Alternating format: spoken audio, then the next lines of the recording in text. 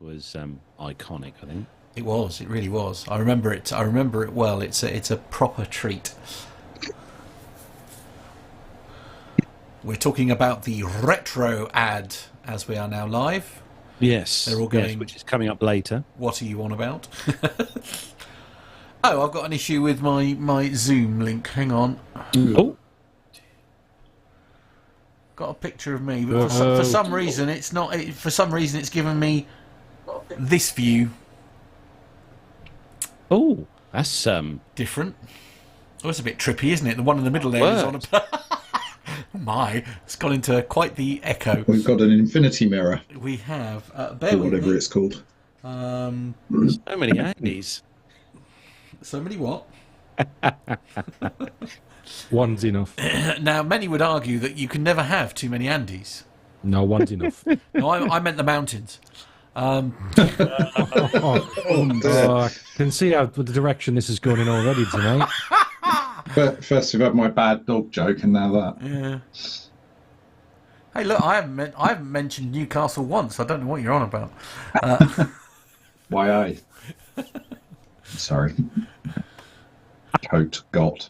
What's the HR address again? It is. I am really offended at yahoo.com. No, that's not right. It's I am really offended at apg.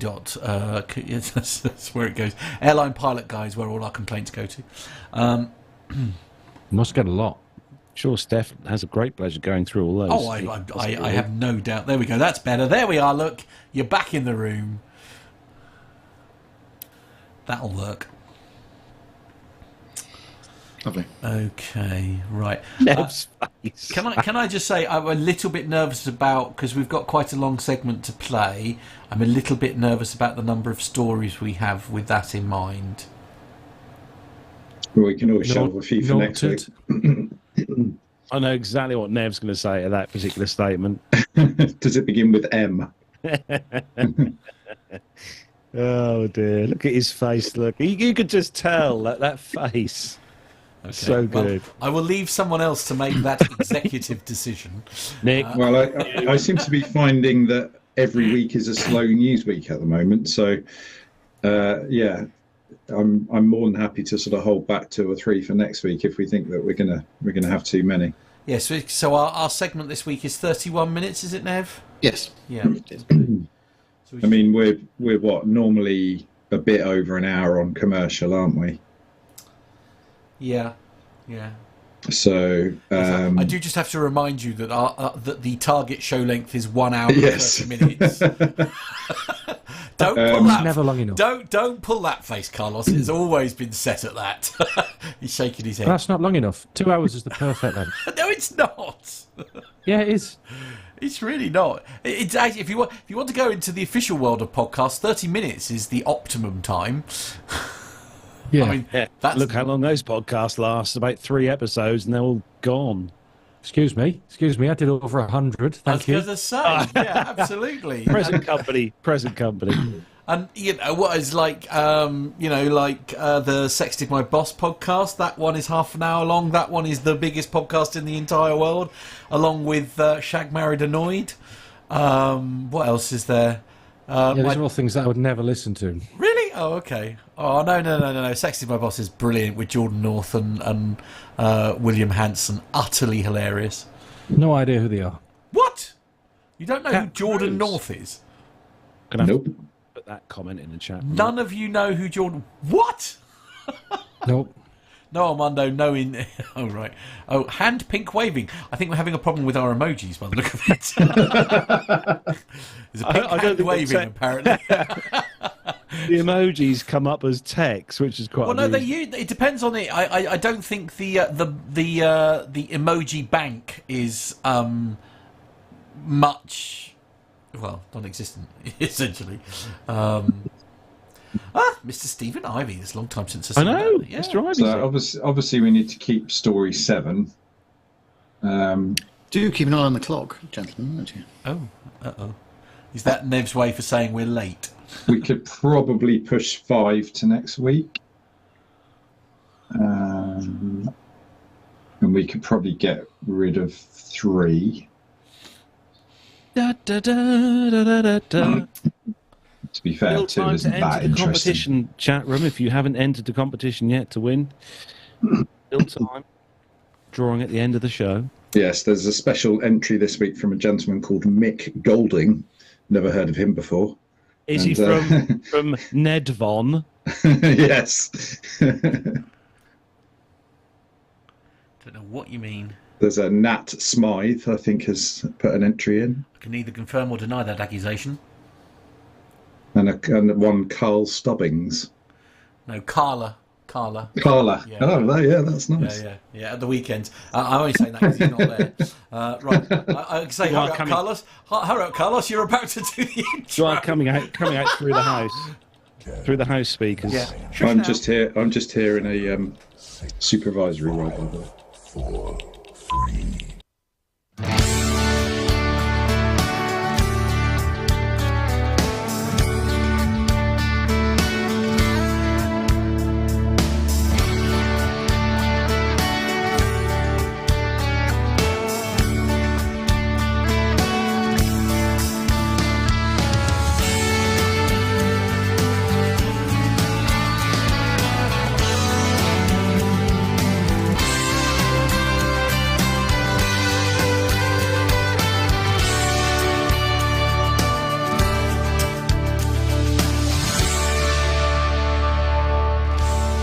Well, hello and welcome to episode number 502 of the Plain Talking UK podcast. I'm Carlos, and in this week's pack show, we're taking a much-needed rest from Boeing news. We have a cargo plane taking a nosedive. Heathrow is breaking records. A passenger gets in hot water. And over in America, they're looking to Korea for doomsday. Oh, blimey. In the military this week, we have an amphibious plane. The King is handing over his military leadership, and we've got the team back together this week after a week off. I'm back from the glorious island of Malta, and I'm pleased to report what a wonderful job Matt did in my absence. And I'm reading this exactly as it's written on the show notes. Don't look at me, I didn't write it. Joining me this week as well, he's out in the field in a location, an undisclosed location in the UK. It's Neville Barnes. Hello, Nev. Hello, folks. Yes, in the West London region, not very far from where I was born, actually, in Perivale Maternity Hospital. So I'm at the Holiday Inn at West London, as they call it, and that's sort of Acton area for those that know this part of the country. It's been very busy this week down at doing an event at Lord's Cricket Ground. Wasn't playing, you'll be pleased to know, an audio-visual event there for 2.5 days. Just pack that up tonight, and I'm in London again tomorrow. So I thought, no point in going all the way home to be back in town tomorrow morning. So I'm in the hotel. Hopefully the Wi-Fi holds up okay. It's normally quite good here, so all should be good. Excellent. Good to see you back with us, Nev, as always. And Matt, thanks again for holding the fort last week. That's all right. I went on my own. I had Andy with me. We had a good show, didn't we, mate? Yeah, it was good fun. Yeah, we did all right. We soldiered on, you know. Oh, good. You've done a good job. You've done a good job. And that voice joining us, he's the newest member of our team, of course, in his own home pub, is our resident Airbus pilot and captain. It's Andy. Hello. Nice to be back again. Nice to be at home this week. Back in the home pub. Yeah, not on location in a hotel room. Yeah. No, that'll be next week. Oh, he's swapped with Nev. Yeah, well, yeah, absolutely. Yeah. Nev, ever the trendsetter. And also keeping an eye on us in the background this week, it's our very own Nick Codling, who is he's our show note writer at large. Evening, Carlos. Hello. Nice to see you. Good to have everybody back on this week. We've got a full complement. Although I'm sure we're missing our man in America, of course. We are. Any update on the microphone, Nick? Yes. I'm having a new one is being dispatched as we speak. Oh, very exciting. Yes. Finally, yeah, they had a look at it, found they couldn't fix it, so they're sending me a new one. Oh, brilliant. That's good news. News. So I'll be able to put the red muff back on. Way. Brilliant. Look forward to that next week. And as Nev is obviously with us, thankfully, this week, albeit in a hotel. Nev, have you got any tantrums this week to bring us, Nev? A little one, yes. But it's the usual, I'm afraid. We can't board an aircraft properly. Oh, okay. I don't know. I'll tell you. More to say about it. Right, okay. Press the button, mate. Oh, right, okay. All right, Press the button. Attention, this is the final call for British Airways Flight 475. Paging for passenger Mr. Neville Miles. Your seat 1A is waiting for you. And how is seat 1A, Nev? Well, it was all right. Well, I eventually got to it. Oh, dear. This business of boarding, why is it so difficult? The trouble is that there's not a lot of room at T5 for the big queues anyway. So if you say that an average A320's got 150 people on it, and then you start boarding people. Now I want to be really careful about this because I don't want to get into hot water. But there are boarding calls for people that need extra time to board the aircraft. Or anybody that has children under 5. That's absolutely fine. But that did take quite a long time, and I noticed that there were nearly 50 people that fell into this category. And then because they don't make the announcements properly, then everybody thinks it's a free-for-all. And it's less of a problem in Edinburgh coming back, but coming out of Heathrow, short-haul BA, they still cannot do it properly. And there's no desire to do it properly either. I don't think they've just not got the hang of it. And I'm not sure how difficult it is. But yeah, we got there and came back. So went up on an A321 Neo, which was nice, and came back on a 21-year-old. A320, so CEO, so that was nice. But yeah, it was all good. But yeah, it's just the usual rubbish when it comes to boarding, I'm afraid. You had a bit of turbulence in the hold as well, didn't you?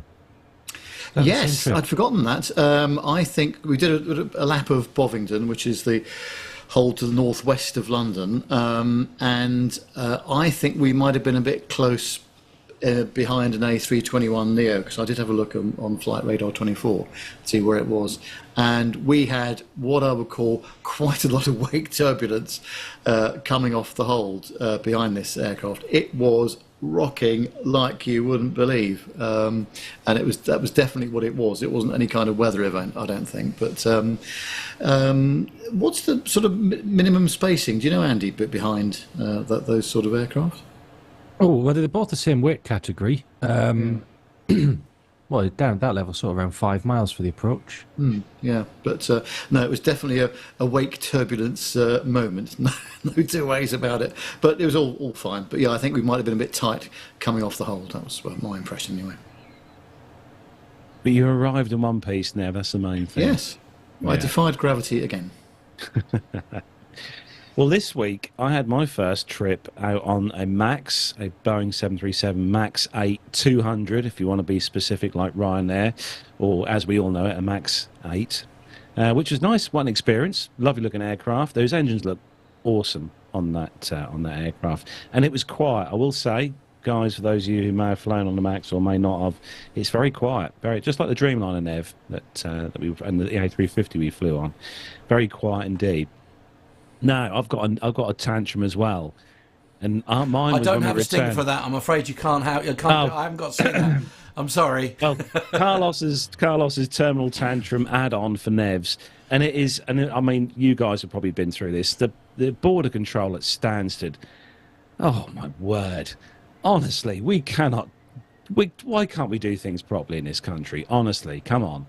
It seems to me like Stansted, they allot 95% of the airport for shops and sales and buying stuff, and then 1% is allowed for border control, and you've got a million flights all arriving at the same time, and there's just a million people trying to get through those wonderful e-gates, which, I mean, personally, never had any issues with myself, but people still have phenomenal issues with those e-gates. I don't know whether you have the same issues, Nev, using your passport, but I mean, it works probably 2 out of 5 times, something like that.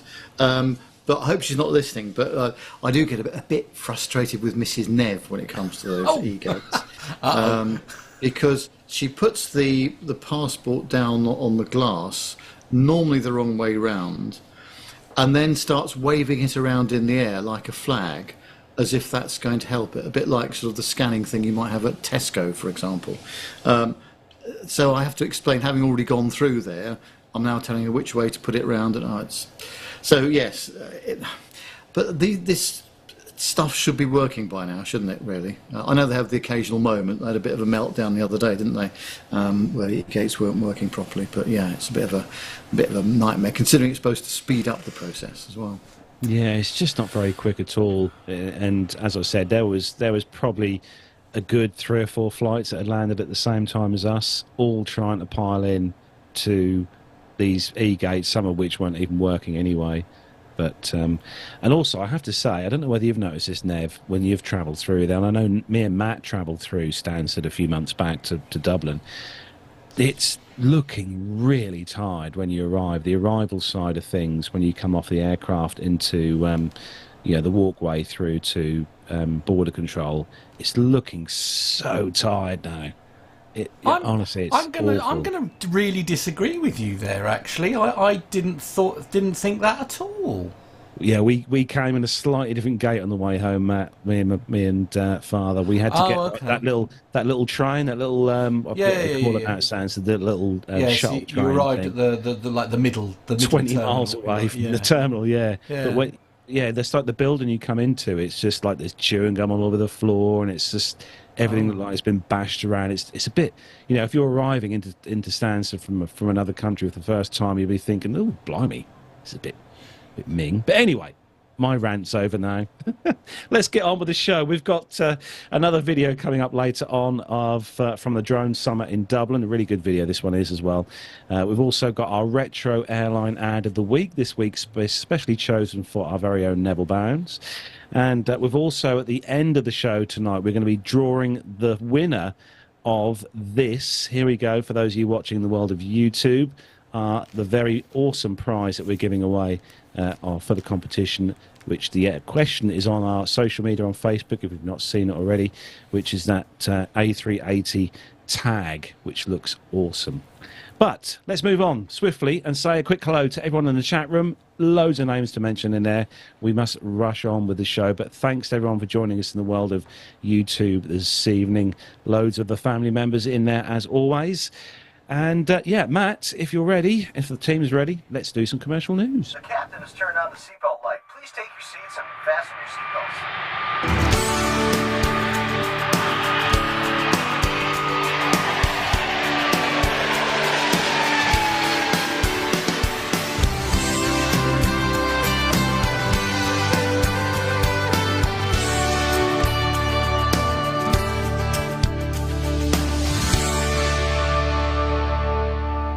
And this week's first story comes from aerotime.aero. It's a story that popped up on very many social media platforms this week.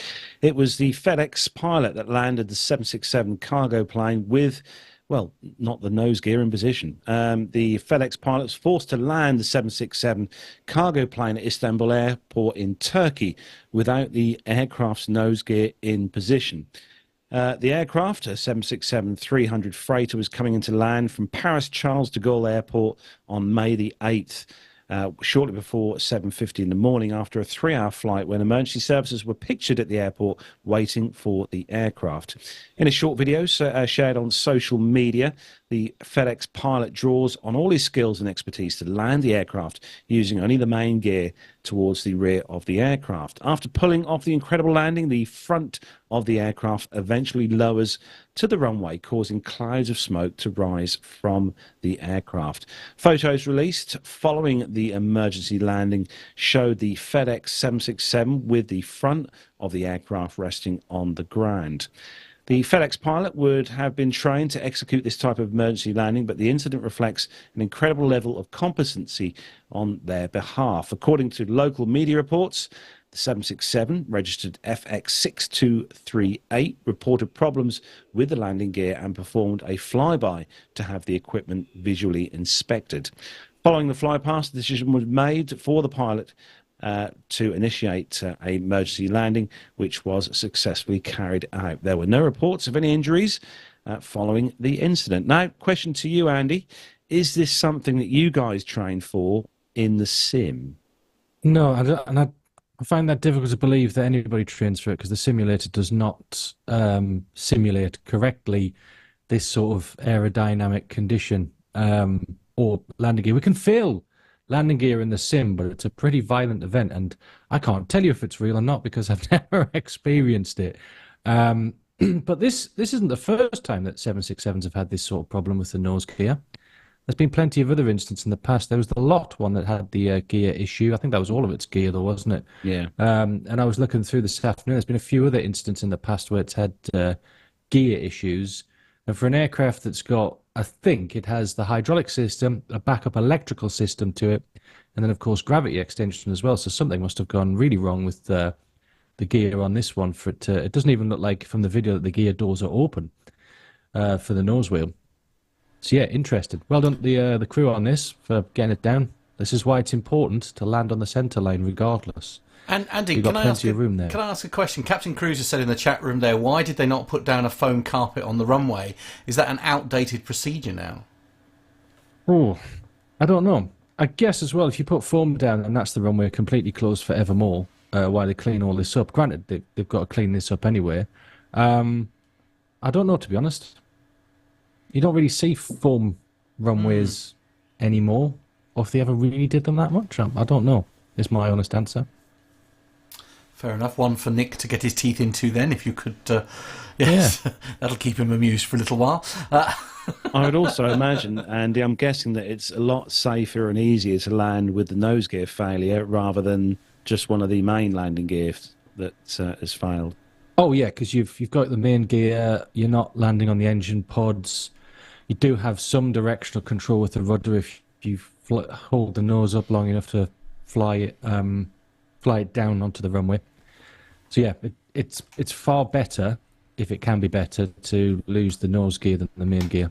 And as well, you've got brakes. You can use the brakes to stop. Aaron's saying apparently it also hinders the rescue vehicles, of course. That sort of makes sense, doesn't it? Yeah, remember the Asiana one? Do you remember that one that crashed at SFO years, the 777? Had all the foam and the stuff on, and they had an incident there, didn't they, where sadly someone was killed by, I think it was an emergency vehicle, wasn't it, Nev? I think that killed them. It was, yeah, but there wasn't any foam put down the runway beforehand, though. No, that was after the event, after the fire service would arrive. But yeah, foam does hinder slightly events like that. But Nev, you've got story number 2, and Ryanair, not Ryanair, well, it would be a Ryanair, Qantas are paying out a few quid. Yeah, they are. It's on theguardian.com, and it says that on Monday, Qantas announced it had come to an agreement with the Australian Competition and Consumer Commission, the ACCC, to resolve the court proceedings lodged in August last year, alleging it had advertised and sold tickets for more than 8,000 flights that it had already cancelled in its internal system, revelations which precipitated the early retirement of the former CEO, Alan Joyce. In a statement, Qantas said it will commence a projected $20 million remedial programme for the impacted passengers, with payments to customers ranging from $225 to $450 and subject to the approval of the Federal Court of Australia. And they'll pay a $1 million civil penalty. It's the largest settlement for a corporate penalty the ACCC has ever agreed to. Qantas CEO Vanessa Hudson said, "Today represents another important step forward as we work towards restoring confidence in the national carrier. We have since updated our processes and are investing in a new technology across the Qantas group to ensure this doesn't happen again." While the flight data during May to June 2022 monitoring period formed the basis of the initial legal allegations, a window when 15,000 out of 66,000 Qantas services were cancelled, the airline said through working with the ACCC on settlement, it had unearthed thousands more instances of customers who were sold tickets to flights that had already been cancelled. As such, Qantas has agreed to make compensation payments to 86,597 customers who, between the 21st of May 2021 and the 26th of August 2023, booked or were reaccommodated on domestic or international flights scheduled to depart between May the 1st, 2022 and May the 10th, 2024, after Qantas had already decided to cancel it. Only those who booked on a flight 2 or more days after the cancellation decision had been made will be compensated with Qantas to contact eligible customers next month. As part of the deal, Qantas has also agreed to notify customers of cancelled flights as soon as practicable, stipulated as no more than 48 hours from deciding to cancel the flight.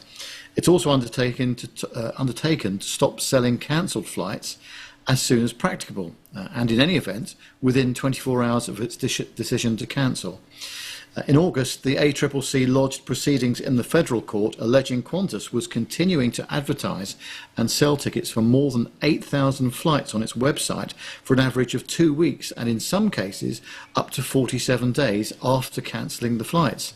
The watchdog also alleged that for more than 10,000 flights scheduled over the same period in 2022, Qantas did not notify existing ticket holders that their flight had been cancelled for an average of about 18 days, and in some cases for up to 48 days. The airline also claimed that the sales occurred due to its online booking system, and that informing customers that it had already cancelled flights that were booked on would have created uncertainty and frustration, and overwhelmed its phone lines when they were all automatically notified of the cancellation without being allocated a replacement flight. I do hope you're keeping up with this. In what was a compromise deal, the ACCC agreed to drop its allegation that Qantas had charged fees for no service, whilst the airline dropped its defence that it only sells a bundle of flights rather than a ticket to a specific flight. Hudson said that this concession would not have implications for how it sells flights going forward, where sales terms and conditions stipulate that date and time of departure do not form part of a customer's contract with the airline. Even on the ACCC's website, it notes that airlines cannot guarantee specific times on specific dates, she says. There are always going to be instances where changes to flight times or cancellations need to occur. Well, this is quite a big moment, isn't it, really? I would have thought that someone looking at the bank account of Qantas would be going, oh, there's an awful lot of revenue coming in, but the expense of going out isn't very much. And look at our profits and, you know, blah, blah, blah. I'm not an expert in these matters, as you can imagine, but I just find that extraordinary. But obviously they've uncovered a whole load of other stuff with, as they said, 86,000 further instances to be considered. So I mean, a small thing that not concerns me. I'm surprised the person that booked the ticket didn't notice. Notice what? They booked a flight. The flight was for sale on the website, but they'd already cancelled it in their own system, saying it wasn't going to happen. Right. A bit naughty. So it's yeah, and I don't like this bit where they basically say you're buying a flight, but we're not going to state the date and time of departure, and that's now terms and conditions. I mean that's phenomenal. But this isn't and ridiculous. This isn't what other airlines are doing, though. Surely.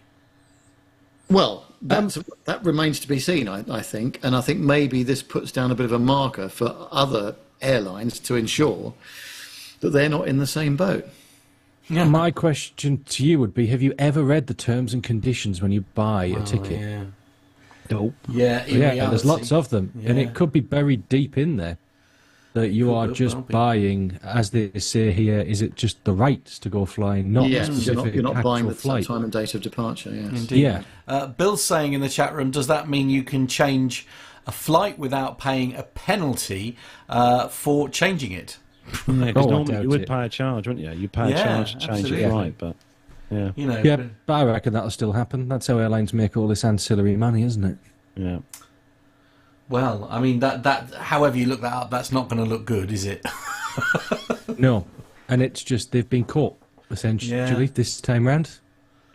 Yeah. Yes, and I do wonder whether it. I mean, again, I don't know the answer to that. But was this really known about, or was it a genuine computer error? But the concern for me, and this is what perhaps I didn't explain it very well, but my concern here is they were saying that large sums of money have been found in their coffers essentially.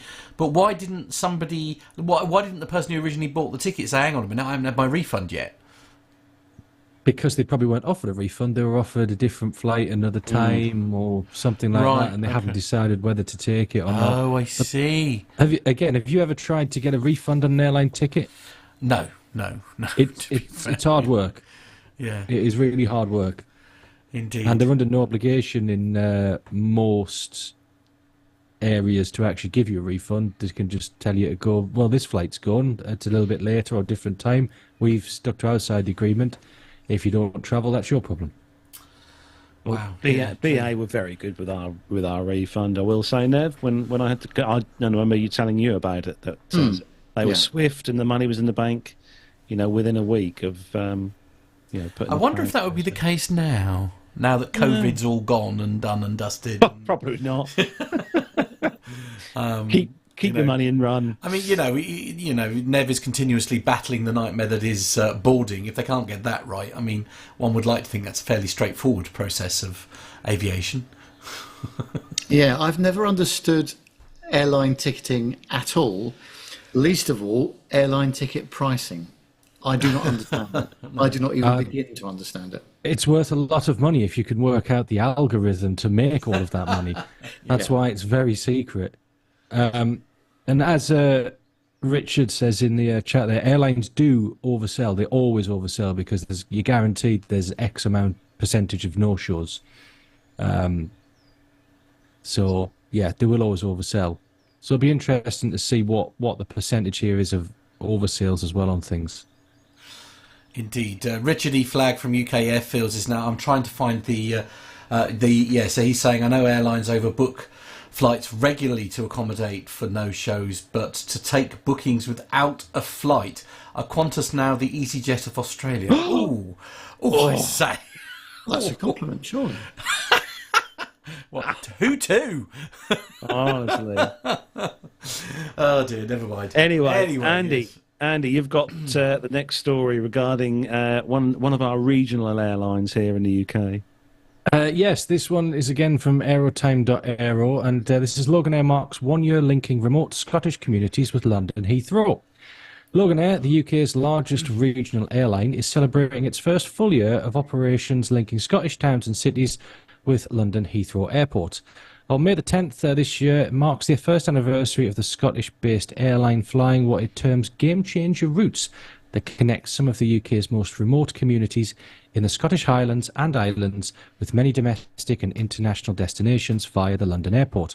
Through Loganair's range of code share and interline agreements, the airline's customers can connect through Heathrow to over 90 global destinations. In May 2023, the airline secured additional highly sought-after takeoff and landing slots at Heathrow Airport, announcing that it would operate services from the airport to City of Derry Airport in Northern Ireland and Dundee in Scotland. The latter provides onward connections to remote Scottish communities based in the Orkney and Shetland archipelagos. That's a tricky word, that one. Coincidentally, May 2024 also happens to mark 2 years since the carrier commenced services on the Heathrow to Isle of Man route. The airline offers a 3 times daily service to City of Derry, a twice daily weekend service to Dundee with 1 flight on Sundays, and a twice weekly direct summer service from Orkney and Shetland via Dundee. Meanwhile, Heathrow to Isle of Man flight operates daily. To mark the anniversary of the linking of the UK capital with Northern Ireland and Scotland, Loganair's Chief Commercial Officer Luke Lovegrove travelled to Heathrow to meet the airport's Chief Customer Officer Ross Baker, and the pair celebrated the occasion with a special-made cake. Loganair customers embarking on the carrier's morning flight from Heathrow to Dundee and onwards to Shetland were gifted island-made treats. We're pleased to be at Heathrow Airport celebrating 1 year of what has been a game-changer routes for the remote communities we serve across the UK, said Lovegrove. These services provide essential connectivity to those regions, unlocking global connectivity and tourism, as well as opening up direct access from London to some of the most scenic parts of the UK. It's fantastic to join Loganair to celebrate 1 year of their services to Dundee, Shetland, Orkney and the city of Derry, said Baker. With a strong start to the year, domestic passenger numbers at Heathrow are the highest they have been in nearly a decade. Loganair is key to supporting this by widening the choice for passengers, opening up connectivity across Scotland and Northern Ireland to the UK's hub. Regional connectivity is key to unlocking economic growth for every part of the UK, and through our domestic discount, we are proud to support these lifeline routes at Heathrow, Baker concluded. According to CH Aviation, Loganair currently operates a fleet of 35 aircraft, comprising a mix of turboprops and jet types. On the turboprop side, the carrier has 7 ATR-42s, 7 ATR-72s, plus 5 ATR-72 freighters. It also operates 3 DHC-6 Twin Otters on services to the island of Barra, where the aircraft land on the beach at low tide. In terms of jets, the carrier utilises 13 of the Embraer 145 regional type. So there we go. It's good that there's more connections to Scotland from Heathrow that aren't BA, in my opinion. It's just a shame that to go from London Heathrow T2 to Dundee will cost you 380 quid. Yeah. Wow. Yeah, that is the problem. I mean, it's like the last time I did I used to quite regularly do the Stansted to Derry route, and I thought, oh, that looks quite good. But even flights to Derry, they're not cheap at the end of the day. It's that one's 320 quid to go into Derry. I mean, it's still, even one of those, it's only an hour's flight, isn't it? It's to be fair, compared to train fares from London up to Edinburgh, that's not bad, really. Oh, really? I mean, a train fare for me from London up to the northeast, if you book it, I don't know, 2 weeks in advance, it's around £170 return. Yeah. So for the ease and convenience, especially if you're going up to somewhere like Dundee, which takes a long time to get to on the train, I think that's pretty good. Yeah. Yeah, Derry's coming out, Matt, at 270 quid. Oh, it's better than it was when I looked. Yeah. Yeah, that's with 15 kilos of hold luggage, and you also get a 6 kilo hand luggage as well. And according to their website, for that price, you also get a complimentary snack and a drink. Oh, thank goodness for that. Worth every penny. There's a lot of suggestions in the chat room about doing a PT UK trip to Barra on the Twin Otter. I think they fly from Newcastle. Sorry, it's from Glasgow, I beg your pardon, if I remember correctly. So we land on the beach. And there's a number of our listeners in the chat room that would be up for that, I think. Lovely. So, I think we should do that. I'd be up for that. I'll join you there. I'll drive. Thank you very much. I can't think of anything more terrifying. I'm not going to lie. Well, let's do some research. Let's see what we can come up with. Okay. I'll tell you what. We'll do it with. Yeah, we'll do it Top Gear style, shall we? See who gets there first. I'll go by car. Yes, Yeah. that's a good idea. I like that. Indeed. Richard E. Flag is saying that seat 1A in the Twatter is the pilot's seat, though, Nev.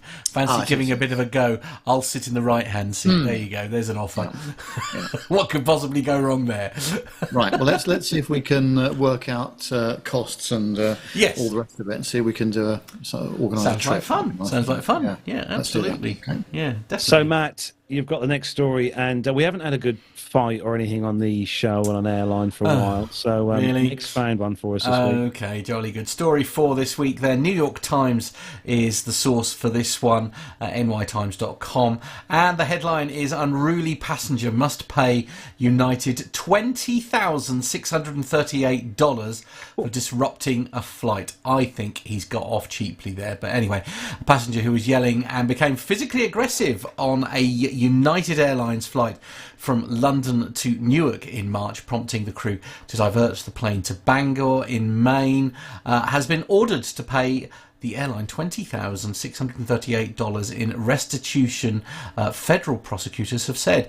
The passenger, Alexander Michael Dominic McDonald, 30, of Chelmsford in England, oh that's embarrassing, was also sentenced on the 25th of April to time already served, prosecutors said.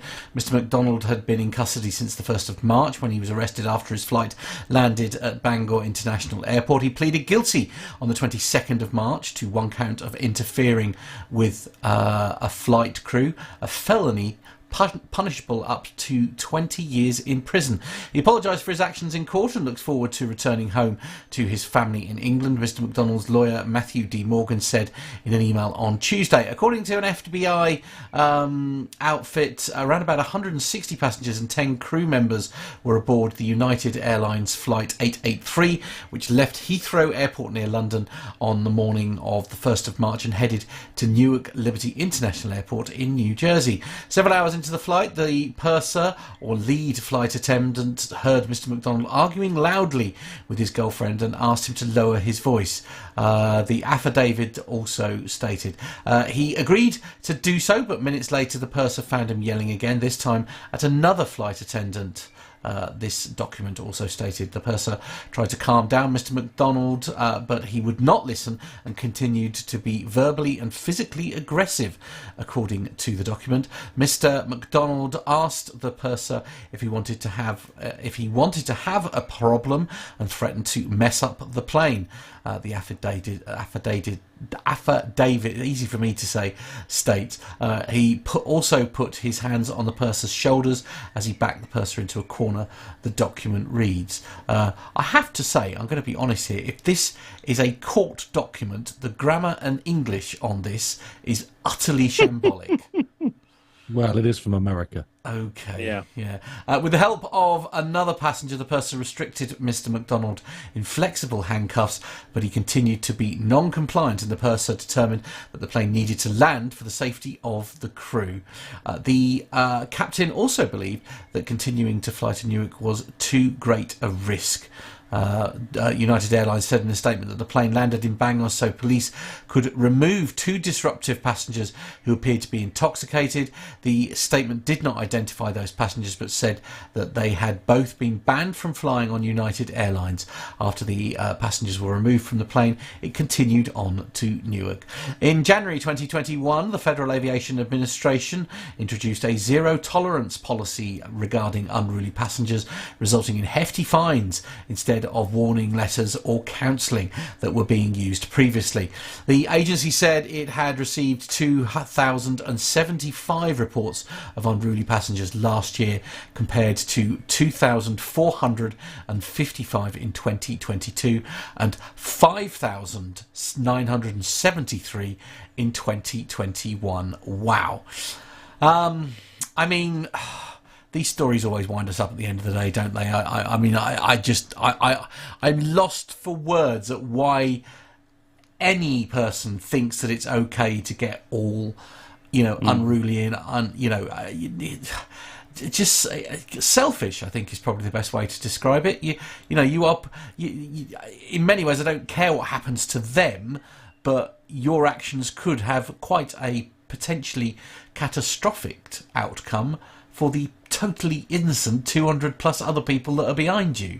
Well, not only that, for someone like you, Matt, who's nervous of flying, this doesn't help the person who might not be a great flyer, who's sitting in that seat having to watch this kind of thing happen. But I know they would probably ask you before, Andy, but have you ever had this kind of experience being, with a diversion? Listen, I've never diverted to kick anybody off yet. I've come close a few times, but it's nice to see them having the book thrown at them like this. I wish they'd do this in Europe more often. A 20 grand fine, I think that's fair enough for the disruption. It's cost the airline a lot of money. It's cost people their time. Have a bit of respect for people around you as well. And the people who are there, they're just doing their job. They're there to keep you safe. That's the main point. But but this is the thing that really winds me up, though, Andy. I mean, at what point do they think that they are better than the cabin crew? Do you know what I mean? Because I do think some people have got this outrageous attitude where they think essentially that cabin crew are just, and I apologise if this term offends, but like sort of, like trolley dollies. Do you know what I mean? It's like, there's this assumption that the people there are just literally to serve your every whim, when in fact they are the difference between you surviving a crash or not. Well, this is the problem with society these days, and entitlement. Everybody thinks that they're better than everybody else, and nobody has respect for each other. So it's especially in this country where the passenger originated from, it's very much a societal problem, unfortunately. Yeah, I mean, not amongst PTUKers, of course, and APGs and anybody who's got any vague interest in aviation. Let's be honest, because if you have got a vague interest in it, you know what these guys go through in order to do this job that everybody's so disrespectful towards, shall we say. Masher's saying, "Let me guess, was alcohol involved?" Probably. Well, it looks that way. It said that he was intoxicated, didn't it? Yeah, it did, in the report. The customer who appeared to be intoxicated. So, yes. Yeah. Richard E. Flagg is saying that he had a few unruly passengers in his time, though when I went to intervene, it was never an issue when they saw the size of me. Okay, that definitely would. I do think also, I mean, obviously, I presume, forgive me again here, Andy, I presume if you needed to, can you leave the flight deck if you had to? No. No, okay. We stay out of it. Because, like I said before, it could be a ruse for anything. So we just stay there. Yeah. And there's a whole set of protocols. There's different levels of disruptive passenger as well. There's a whole list that ICAO produce, and there's different things that you need to do for each level. Yeah. Yeah, indeed. Yes. So, moving swiftly on to the next story. Simpleflying.com for this one. Good news for Nev. Heathrow Airport is heading for its busiest year ever. That's because Nev's been through there 1,000 times this week or year already. Yesterday, or this week, Heathrow Airport released its passenger numbers for April, which showed that the airport handled 6.7 million passengers, a 4.8% increase compared to April last year.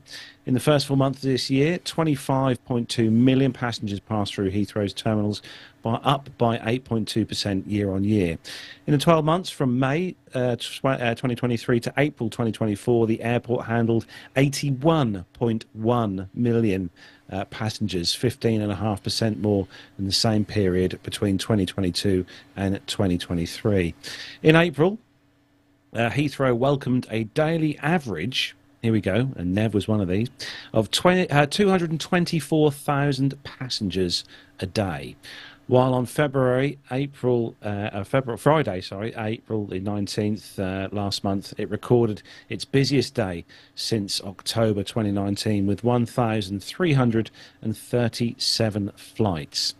The airport handled 39,517 aircraft movements for the month and 151,923 between January and April, up by 5.1% and 7.5% respectively year on year. Heathrow's CEO, Thomas Waldby, said it takes an extraordinary team to deliver such a strong performance and expressed his pride in what everyone across the airport has achieved in 2024.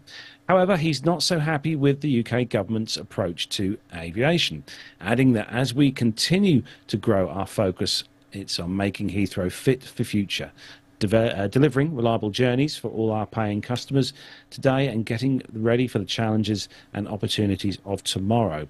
But to unlock our full potential and to grow the country's economy, he said, we need the government to implement policies that support the UK's aviation's ability to compete globally and thus make the UK more competitive overall. I hear a second runway coming, another runway coming there. These comments refer to initiatives including the introduction of visas for transiting passengers, the absence of tax-free shopping, waste of time, and recently proposed hike in business rates, which the airport said is curtailing the UK's global connectivity. The airport said that a supportive policy environment for the aviation industry would deliver a much-needed economic boost by encouraging people to visit, spend and do business in the UK.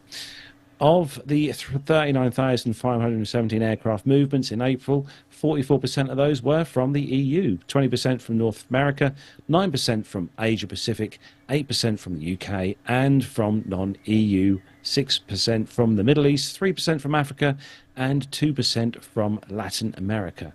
The fastest growing markets compared to April last year were the UK, up by 28%, followed by Asia Pacific, 9.5%, and the EU, up by 4.7%, with Latin America and EU, non-EU Europe coming in at just over 4%.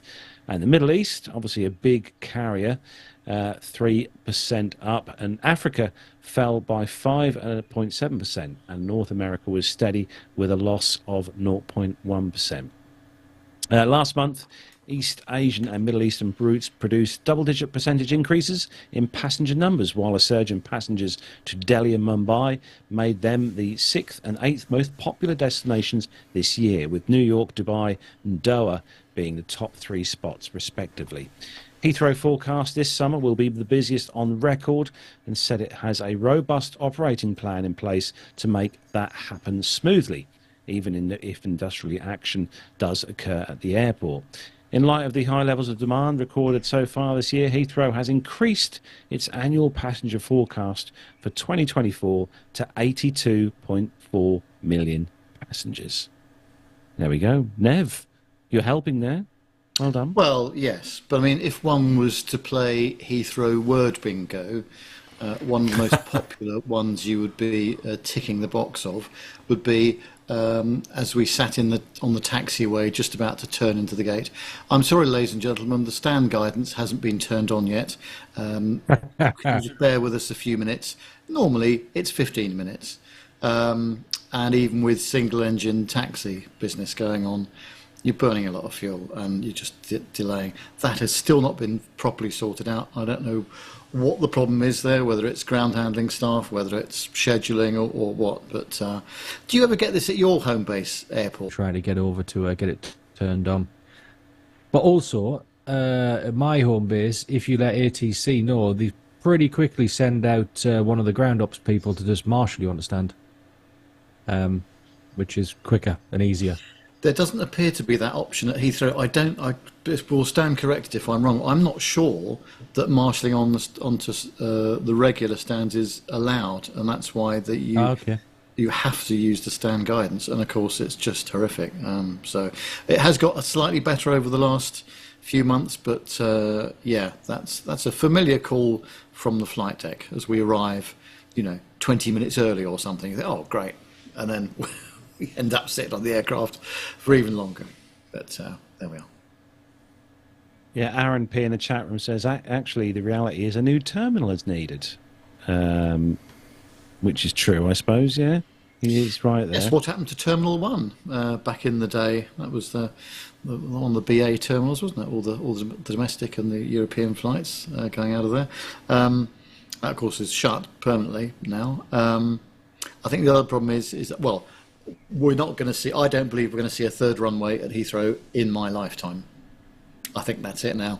The environmental argument has been made and lost and what have you, and I would like to see one, but I don't think we're going to see one. I just think it's going to happen. They just don't have the appetite for it, and the disruption and cost that goes with it.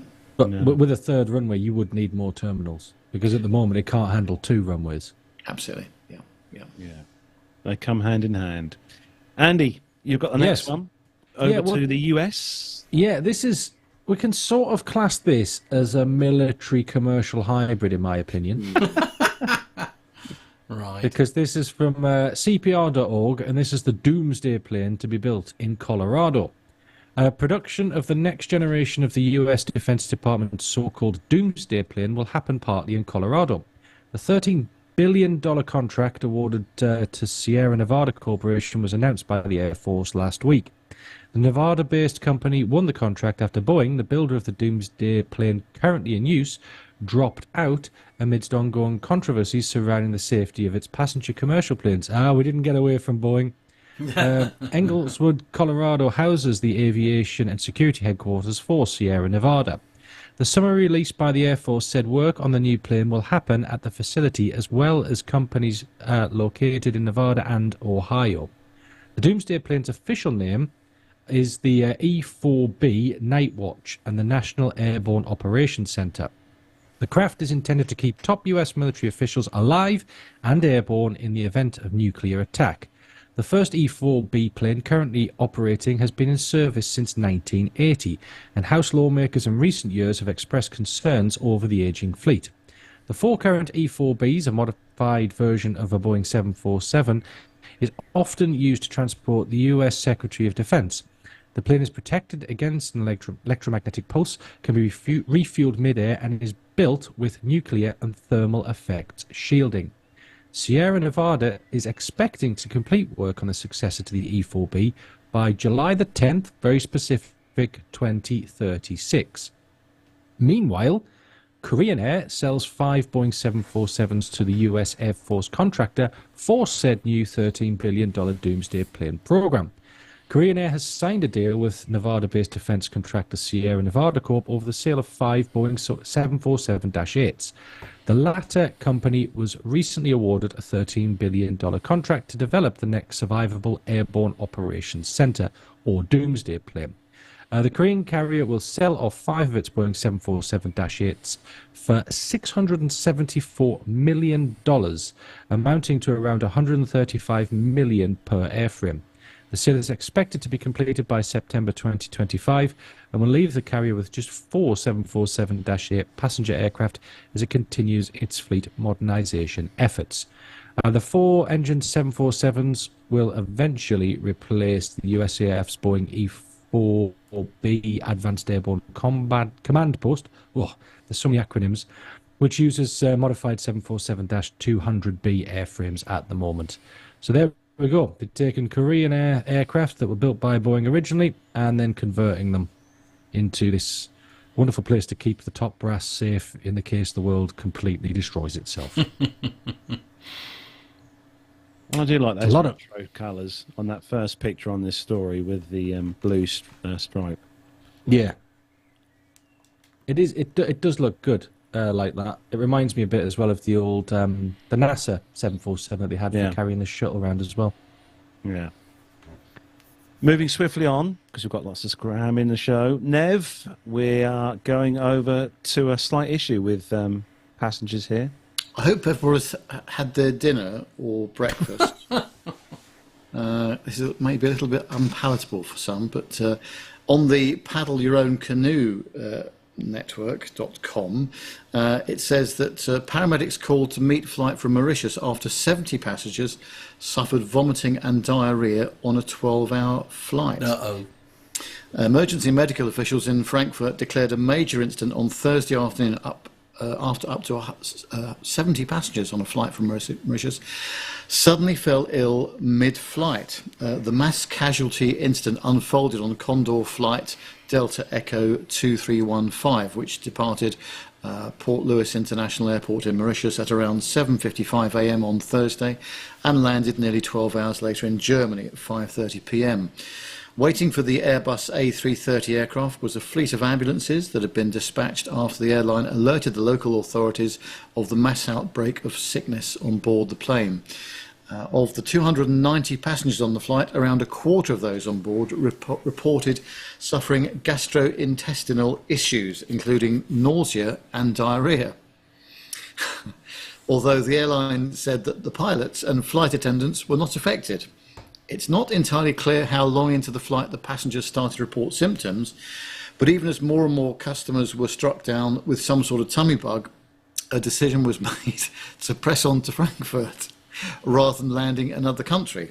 Yes, I can see the logic for that, actually. Well, thankfully, it appears that some of the passengers had already started to recover by the time the aircraft was in Frankfurt, as local media reported that not all of the ambulances were required in the end. Suspicion as to the cause of the sickness has inevitably fallen on what the passengers ate during the flight, and Condor says it's already initiated an investigation into how so many passengers on a single flight became unwell. A spokesperson for the carrier, however, refused to comment on whether onboard catering could have been the culprit. Certain types of food poisoning, such as staph food poisoning, can start to cause nasty symptoms like nausea, vomiting, stomach cramps and diarrhoea in as little as 30 minutes after consuming contaminated food, according to the Centres for Disease Control and Prevention. Other common and highly contagious tummy bugs, such as norovirus, can take several days for symptoms to emerge, meaning that the passengers may have been infected during their stay in Mauritius. To put this last comment paragraph mildly, cleaners may well have had their work cut out to clean up the mess left on board. Oh dear. As the brand new aircraft hadn't been scheduled to operate another flight for more than 24 hours after it landed in Frankfurt. So, what airline was this, Nev? Condor. Oh, I thought it was another airline we've talked about before. No, it was a bit of a... Yeah. Okay, unexpected. Indeed. Can we talk about the... I know we say this every single time that Condor is mentioned. Can we talk about their ridiculous colour scheme? I mean, come on. It looks like some mints. Look, it makes it easier for me to spot it in the sky. Well, yeah, I suppose. I was going to say, as a pilot, this must stick out like a sore thumb. Oh, yeah. Yeah, you can see all of there because they've got a blue one, a yellow one, this one. Yeah, you can see them all. It's great. Okay, all right. Well, I congratulate the chat room for coming up with some superb comments during that item which I read. I don't know how many of them we could read out. But, probably none of them if I know our chat room. Let's not do that. But yeah, they're very funny. That's all I can say. Yeah, I bet. Yes, bless them. Lovely. Okay, shall we move on? Because Nev, you've done very well there. I'm very proud Yes, well of done, you. Nev. Yes. It was close to Indeed, it was close to an event, shall we say?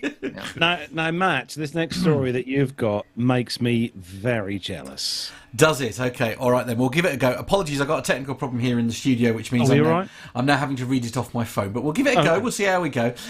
It is BBC.co.uk is the source. And the headline is Bristol plane fuselage turned into primary school library. Oh my goodness me, Carlos! You might have actually been very intelligent if they had one of these. You might have read, I know. You might have read books and everything.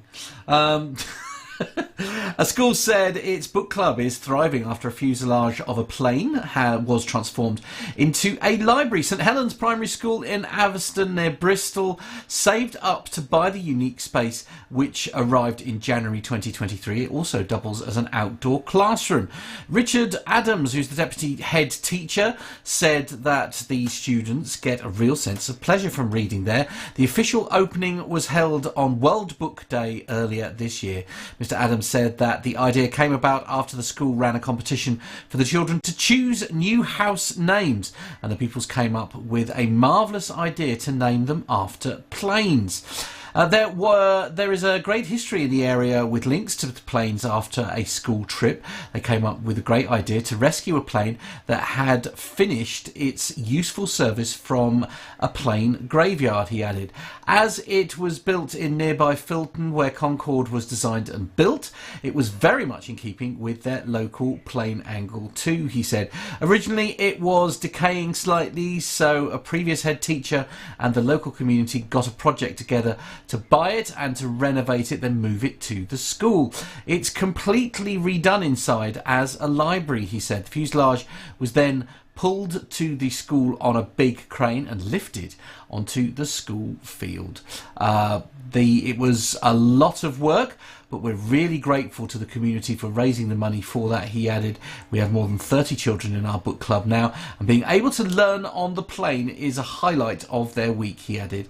Catherine, a student at the school, said, I really enjoy reading, and the library has been really amazing. You get to go be inside a plane in your school with books, which are really cool. Charles, another student, said that I really like reading, and it's really amazing to have a plane with a cockpit and be able to sit down on a beanbag and read a book. Being able to come on the plane has also encouraged lots of younger children to come and read, she added. I mean, it's a lovely story for a start. Let's take a quick look at some of the pictures. I wasn't able to do that so while we were... So a bit of background on this aircraft. Go on. Yep. I'd done a quick little squit through on the Googles. to find out that this was an ex-Turkish Airlines and then Libya Airlines BAE 146. Oh, nice. Now my question, Carlos, if you want to be a true geek, which part of it was built at Filton? Ooh. Without using the internet, I can see you on the computer there. Oh, okay. I'm not looking at Filton. That would Wings. No. Oh. The centre fuselage sections for these were built at Filton. It's a really where cool the link space. comes. Yeah, it's brilliant.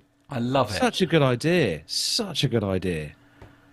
Indeed, I love it. I think it's. And as you said, brilliant. Matt, if they'd have done this when I was at school, oh yeah, who knows what you could? Who knows what you'd have achieved, because you'd have found a love for reading and can you imagine? there's still room outside in that garden outside there for a fuselage section. Indeed. Just saying. Not going to happen, but just saying. No. Okay. Anyway, moving swiftly on. Nev, you have got the wonderful job of introducing the next part of the show. Yes, well, of course, you remember the drone summit that we all went to a number of weeks ago now. And this was a great interview, actually, because it was quite impromptu, I would say, because we were asked to do an interview with Julie Garland of Avtrain. She's the CEO of Avtrain, and Matt C and Carlos very kindly went up onto the stage and did that. So Avtrain's one of Europe's leading drone training and consultancy organisations. Julie is a former airline training captain, aircraft maintenance engineer, barrister at law and fellow of the Chartered Institute of Arbitrators. And prior to undertaking her position as CEO of Avtrain, she was the Director of Compliance for Norwegian Air International. Well, Julie very kindly offered to field questions from Carlos and Matt Clutterbuck about her work and how to be on the right side of drone regulation and compliance without getting a letter through the post. Hello, you're all welcome back. Now we're going to have a very interesting talk from Julie Garland is back, CEO of Avtrain, about how to get licensed and to fly legally. So I'll hand it over to you. Thanks, Geraldine. So for those of you who've seen our skies walking around for the last few days, we're from the Plane Talking UK podcast. We do an aviation show broadcast globally on iTunes as a podcast and also on YouTube.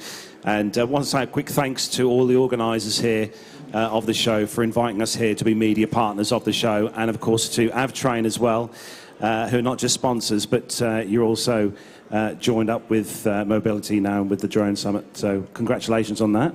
Thank you, and it's great to have you guys here. Look forward to chatting. So Julie, we're going to want to talk about Avtrain, because obviously Avtrain is a very important training platform for people. So tell us a bit more about what Avtrain does. Sure. So our mission at Avtrain is to encourage prolific drone operations but keep the skies safe through the highest standards of training and certification.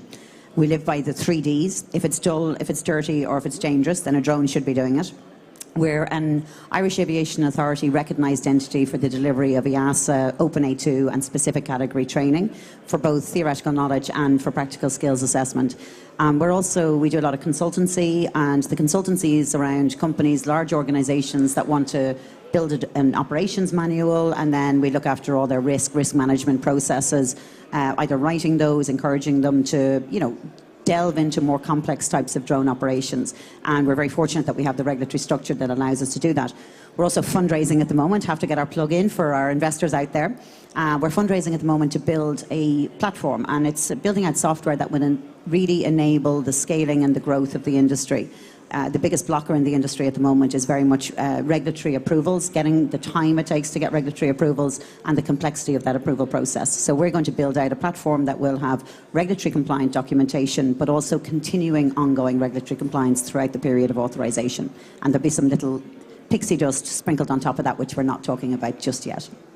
So looking at the consumers, Julie, people who may be going out to purchase their own drone for the first time, who maybe want to start a photography business, say, a lot of people do that with drones these days. You're going out and purchasing something like a DJI, one of the more expensive drones. What's the process for that person, once they've purchased that drone, to keep within regulations, and obviously they come and see you?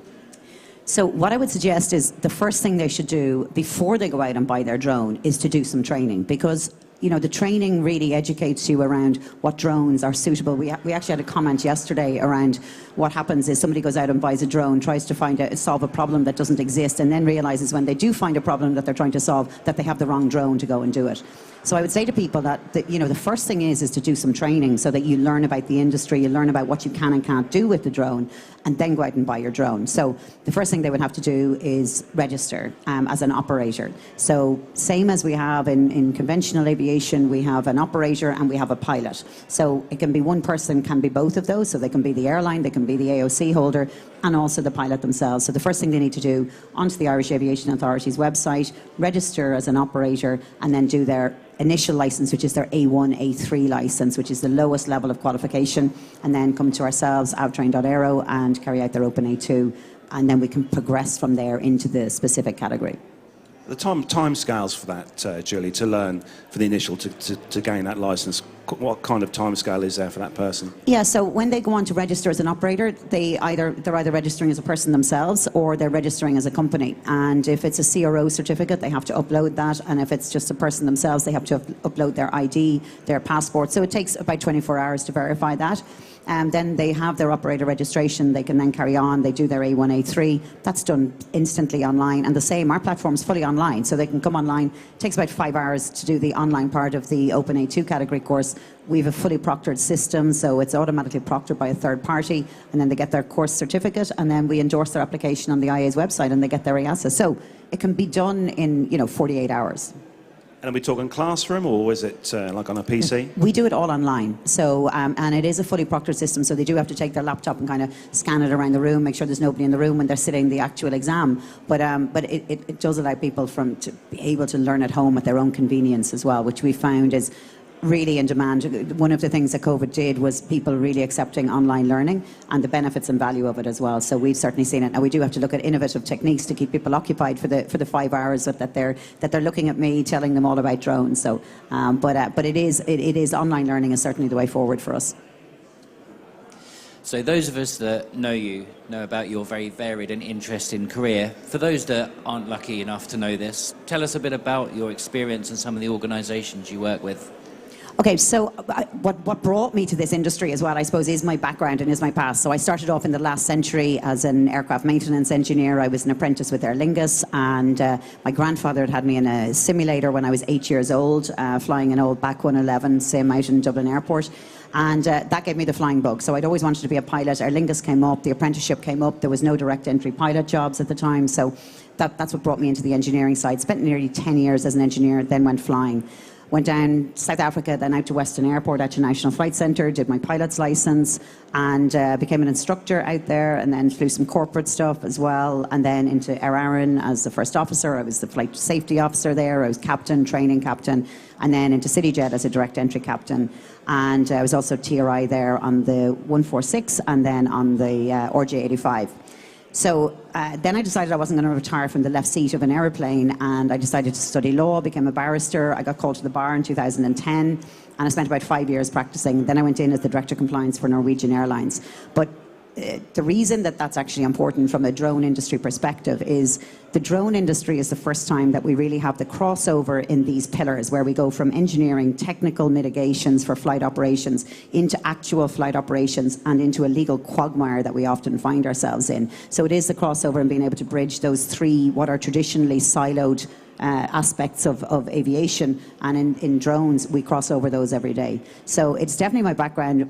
I'm really fortunate here to have Ralph James here as the former Director General of the Irish Aviation Authority, and we were reminiscing there just a little while ago where we talked about that it was actually 10 years ago, just coming up on 10 years, when we set up the Unmanned Aircraft Association here in Ireland. So we've been at this a long time. We recognise that the industry needed this professional umbrella over it. From the UAI, I was the founding chair, now the current vice chair. From there, I work with JEDA, who is the Joint European Drone Associations. We've had our joke about it being an institute rather than an association. We should really be the Jedi warriors, but we also want lightsabers issued to us as standard uniform. But from JEDA, I'm the president of JEDA as of last week. We had our first official engagement at the European Parliament last week. So I'm really proud to be the president of that organisation. It's 22 associations from 19 different member states across Europe. So we've got a really, really broad reach, over 3,500 members. And from JEDA, I sit on JARIS. We love our acronyms. So JARIS is the Joint Authorities for Rulemaking on Unmanned Systems. And what that's made up of, it's about 70% of regulators, about 30% of industry. And I sit as the Vice Chair of the Industry Stakeholders Body Steering Committee. So it's really about getting the industry, those industry experts in sitting with regulators and designing the future regulation. I also sit at UKRI Future Flight Challenge as an advisor. I'm a mentor to aspiring aviators in the Royal Aeronautics Society. Also the Ireland liaison for the Advanced Air Mobility Institute, and lots of other things too. But it is that background that brought me to this industry, and I think within this industry you need to have those disciplines as well to be able to effectively communicate with drone operators and to look at the much more complex operations that we're now starting to come up with. Yeah, and it's a fascinating mix of experience that I would say is probably unique in the world, to have those things that all come together. Like you say, you've got the engineering side. As an emerging technology at the moment, engineering is very important, plus the skills that come with your experience as a pilot. And then, of course, the law side, there's a huge amount of regulation, which I'm sure we'll discuss at some point. The next company is going to be drones and clones. We're going to have a little mini-me's running around. So, Julie, can you describe EASA, the regulatory side for that for drones? Yeah, sure. So what we have is three categories. We have the open, the specific, and the certified category. The open category, what we look at is really the size of the drone and the distance that you fly from people, from uninvolved people, as being the risk mitigations within the open category. So it's much more designed towards smaller drones, so drones under 25 kilograms, and then saying minimum distances, and they have minimum technical standards. They have what are called class identification labels. So that's much more kind of the hobby side, but there's no commercial restrictions. You can charge money if you're flying in the open category. On the opposite end of the scale, then we have the certified category. Certified category is if we want to carry passengers in a drone, if we want to carry dangerous goods, or if we want to fly a drone that's more than 3 meters over populated areas, over densely populated areas. And in the middle, then, we have the specific category. In the specific category, we've got so you can see how varied that is, going from kind of hobby pilot to carrying people. So there's a huge gap in the middle. Specific category, we look at the six categories. They're called SAIL levels, specific assurance and integrity levels. So we divide that risk. 1 and 2, SAIL 1 and 2 is kind of low risk, SAIL 3 and 4 medium risk, SAIL 5 and 6 higher risk. And the specific category is the really wide and varied. We've only really been looking at SAIL 1 and 2 into SAIL 3. Once we get into SAIL 4, we start looking towards design verification. So we're back to looking at the structural and the certification, if you like. It's not a certificate; it's a verification of design. We're very careful around that. And when you get into SAIL 5 and 6, then we're really getting into our AOC environment, where we've got the operator has a certificate, the aircraft has a certificate, the pilots would have a license. So when we get up into that higher end of risk, we're getting back towards what we know in conventional aviation. That certification you mentioned there, is that valid for both in Ireland and in the UK or in Europe? No. So there's a little B word out there which has made the operators in the UK. We do a huge amount of work with UK operators. We both, from the point of view of a UK operator who wants to operate in Europe, or even with operators within the UK, we write operational safety cases, is what it's called. So in the specific category, under the EASA regulations, we have there's 3 different ways to get certified. One is it's a declaratory approach under what's called a standard scenario. The other one is holding an operational authorization, where either you have a PDRA, a predefined risk assessment, or you have a SORA risk assessment. And the third is an LUC, is a Light Unmanned Aircraft Systems Operator Certificate. Really rolls off the tongue, that one. So a LUC. So either declaratory, operational authorization, or LUC. Under each of those in the UK, what you have, the equivalent, there's no crossover between the EASA and the UK regulations, even though the day before the B word actually commenced, the EASA regulations were adopted in the UK. So you did get the structure. So you do have open and specific and certified categories. So you have that basic structure there. You have A1, A3, you have A2. And then when you get into the specific category, you have a GVC, a General Visual Line of Sight certificate, and an operational safety case from the operator point of view. we're working within JARIS and SORA 2.5, the Safety Risk Management Group has been looking at that, and that will be adopted into the UK. So we've diverged to a certain degree over the last period of time, but very much the UK CAA are really ploughing ahead with this. They've had a lot of open consultations. So for any listeners in the UK, it's really worthwhile being on the UK CAA's website, looking at some of the consultations they have. They've various different initiatives around RAEs, the recognised assessment entities in the UK, the training organisations, how they'll be approved, different levels of pilot licensing that will allow for a much more gradual phased approach to get to really complex operations like operating at night, operating around airports, all of these other kind of ratings that we have around it. And but you still have to have a UK flyer ID, you still have to go through the process in the UK. As I say, we work a lot with UK operators then coming in who want to operate in EASA. In the future, when we have SORA 2.5, there will be that somewhat realignment, and I think at that point in time, you know, depending on the political situation, if there was an appetite towards reaching back towards EASA land, then I think there would be conformity in the regulatory environments, and then it would be a much simpler step then to actually realign and have the recognition of certificates or you know, some kind of bilateral agreement between the UK and EASA. Now, you've mentioned about PDR, so the predefined risks. Under the EASA PDRAs, what's the usage of those? It's not that widely used these days, is that correct? No, they're not, and it's something, so in Ireland we're probably fairly unique in that we have had quite a significant uptake on PDRA SO1. Across Europe there hasn't been. Part of the reason for that is the Irish Aviation Authority were actually they did us a favour at the time. I don't think the industry necessarily took it as being a favour, but they really ripped off the sticky plaster of adopting the EASA regulations from the outset. A lot of other member states in EASA, what they did was they introduced what are called national standard scenarios. So they introduced a national process where you could get move towards the EASA regulations. But as of the end of next year, as of the end of last year, you couldn't issue any new national standard scenarios, and as of this year, you can't certify anybody under those. So the PDRAs are going to become more widely used. But the reality of them is they're still very complex because you still have to write an operations manual. So for an operator point of view, this is supposed to be a simple, off-the-shelf risk assessment that you should be able to use and declare that you're compliant with. But if you still have to write an operations manual, well, you're getting into all of the complexities that go with, you know, being a large-scale operator. So they haven't been taken up as much as they would, but I do think we'll see a change in that, particularly across Europe. There's also more PDRAs coming online as well from EASA. At the moment we have 5. There'll be more coming online. We should have at least another 3 towards the middle to the end of this year. And once they're adopted in as AMCs into the regulation, then we'll be, and they're around specific use cases. So you want to inspect a power line. Well, you know you're in atypical airspace. The UK CAA have an atypical airspace consultation out there at the moment. So you're basically, there isn't going to be anybody else there. There's going to be no general aviation traffic if you're flying around power lines. And if they are, they have more concerns than your drone flying. So there will be a better uptake on the PDRAs, but no, it's just too complex a process still in a lot of situations, and we need to simplify that. It's a big part of the platform that we're building out. Will be around standardised documentation, making it really easy for an operator and also for regulators to approve them. I was going to say that's where your template-based platform will come in very handy for making this process as simple as possible for someone that's on your platform. For sure, and as I say, if there's any investors out there listening in, please get in touch too. So we're only raising about 1.5 million, and we're going to be a unicorn. So perfect.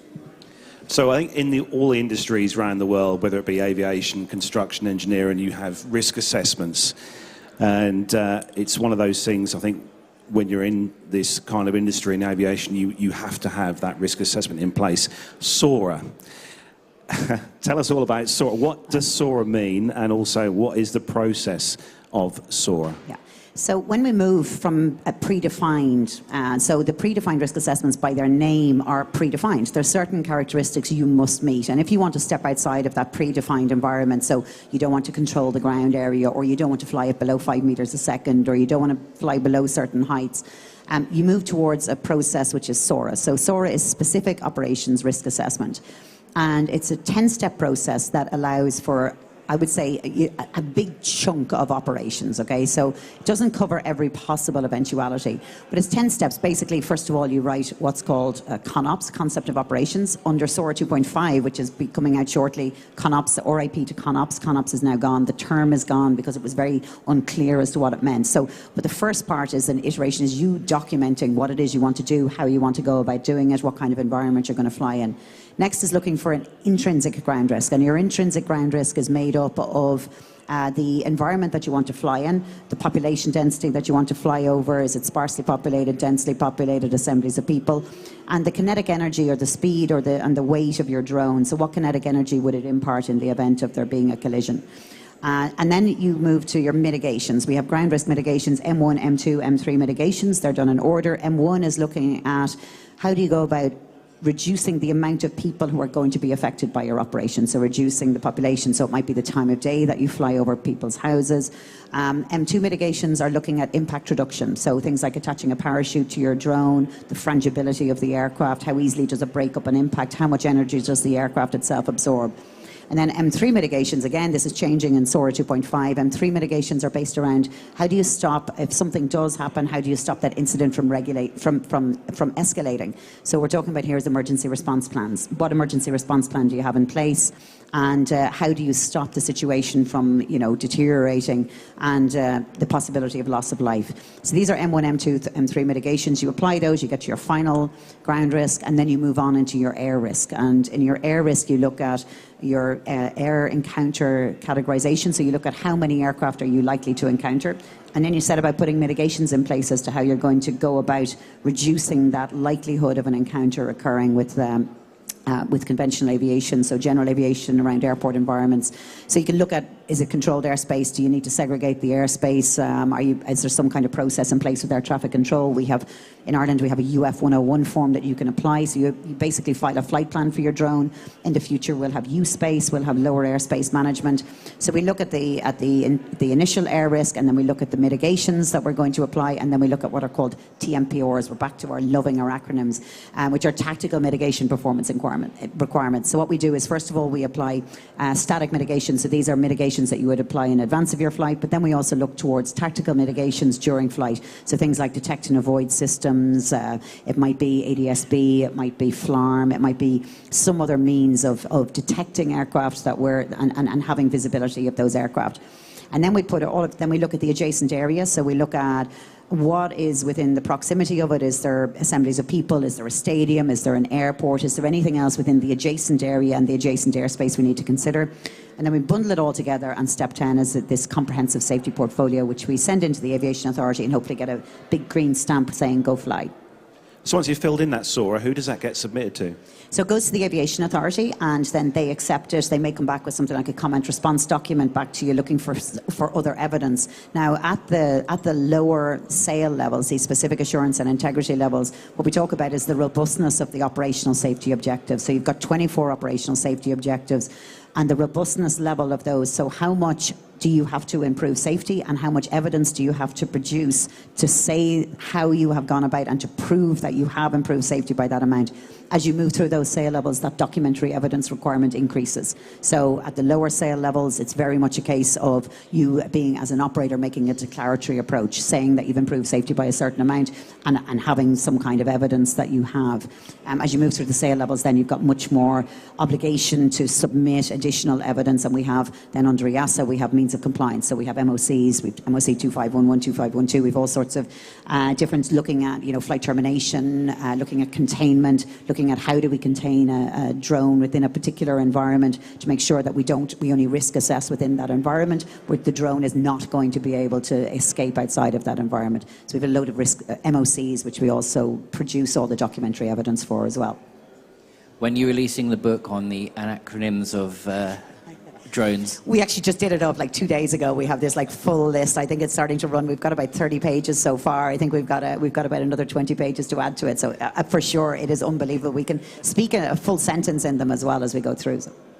Lovely. Interesting point with the technology. It's not just about getting these drones flying and operating. As you say, it's the safety factor. So we had Manna on in an earlier talk, and they were talking about some of the safety aspects, and people don't probably realise that they have ballistic fired parachutes in them and things like that, so that if anything goes wrong, in less than a second it can fire out a parachute. So these are all the technologies that are advancing to try and make it as safe as possible. Yeah.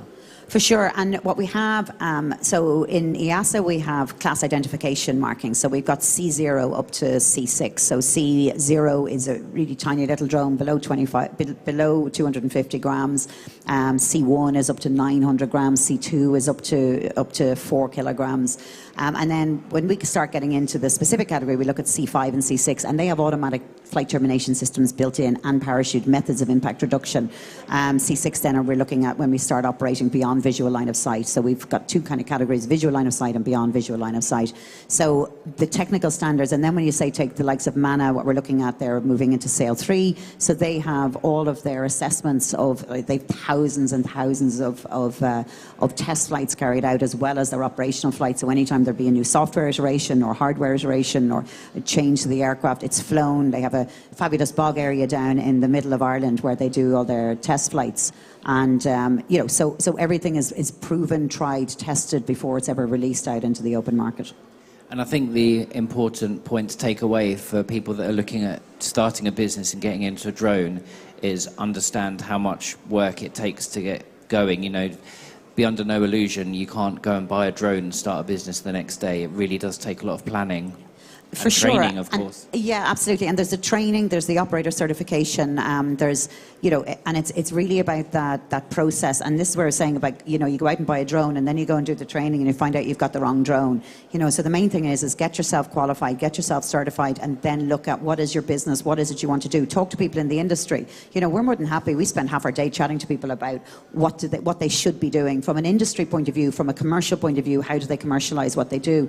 And I mean, they say if people are out there, if you see some of the FPV guys here, they just do the coolest stuff. They really do.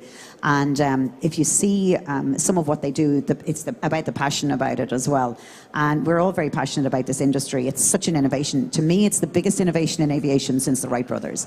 There is absolutely no doubt. And we're going to see that. And I said it earlier on as well, that one of the big things we want to do, a lot of my friends are pilots, and all we want to do is pilots to be able to be like everybody else and work from home too. So that's what our mission is, be able to allow pilots to work from home.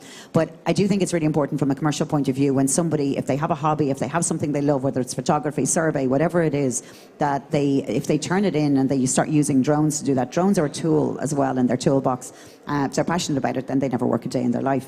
Yeah, and I think Carlos and I have both spoken about what's fascinating about this industry.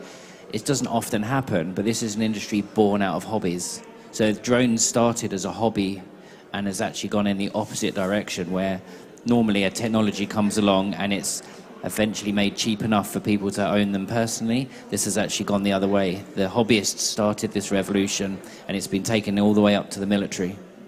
Yeah, when you look at filming now, with the big production for TV series, programs and films, as that, drones are being used more and more in the production of big impact TV programs like The Life on Earth, David Attenborough, and that kind of thing. These drones are being used to produce amazing filmography. Yeah, I like the use cases are endless. I mean, the clients that we get in through the door, RTE is one of our clients, so our radio, television, and we do a lot of work with all the camera guys there. And there's barely a program that comes on the television or a movie that you don't see that has some form of drone footage. Some of the other clients we work with, though, we're very proud of. We have this hashtag Drones for Good. We work with the Irish Coast Guard. So it's life saving. We do work very closely with MANA and some of the other drone delivery companies as well. But last year we did ASL Airlines LUC, so they're AOC for drones. So when you look at that and you look, the cargo industry is really embracing this. The cargo aviation industry is really embracing this. They've got the biggest jump to make from a sustainability point of view, and from green and from transition to SAF, all this kind of, all of these conversations that we have. So if they can start looking towards electric aviation, and if they start looking towards drones, and they start looking toward unmanned on a hub and spoke basis initially, they can operate in low risk environments, they can operate, and they are going to be the stepping stone to really, really proper wide scale passenger operations with drones, fully autonomous.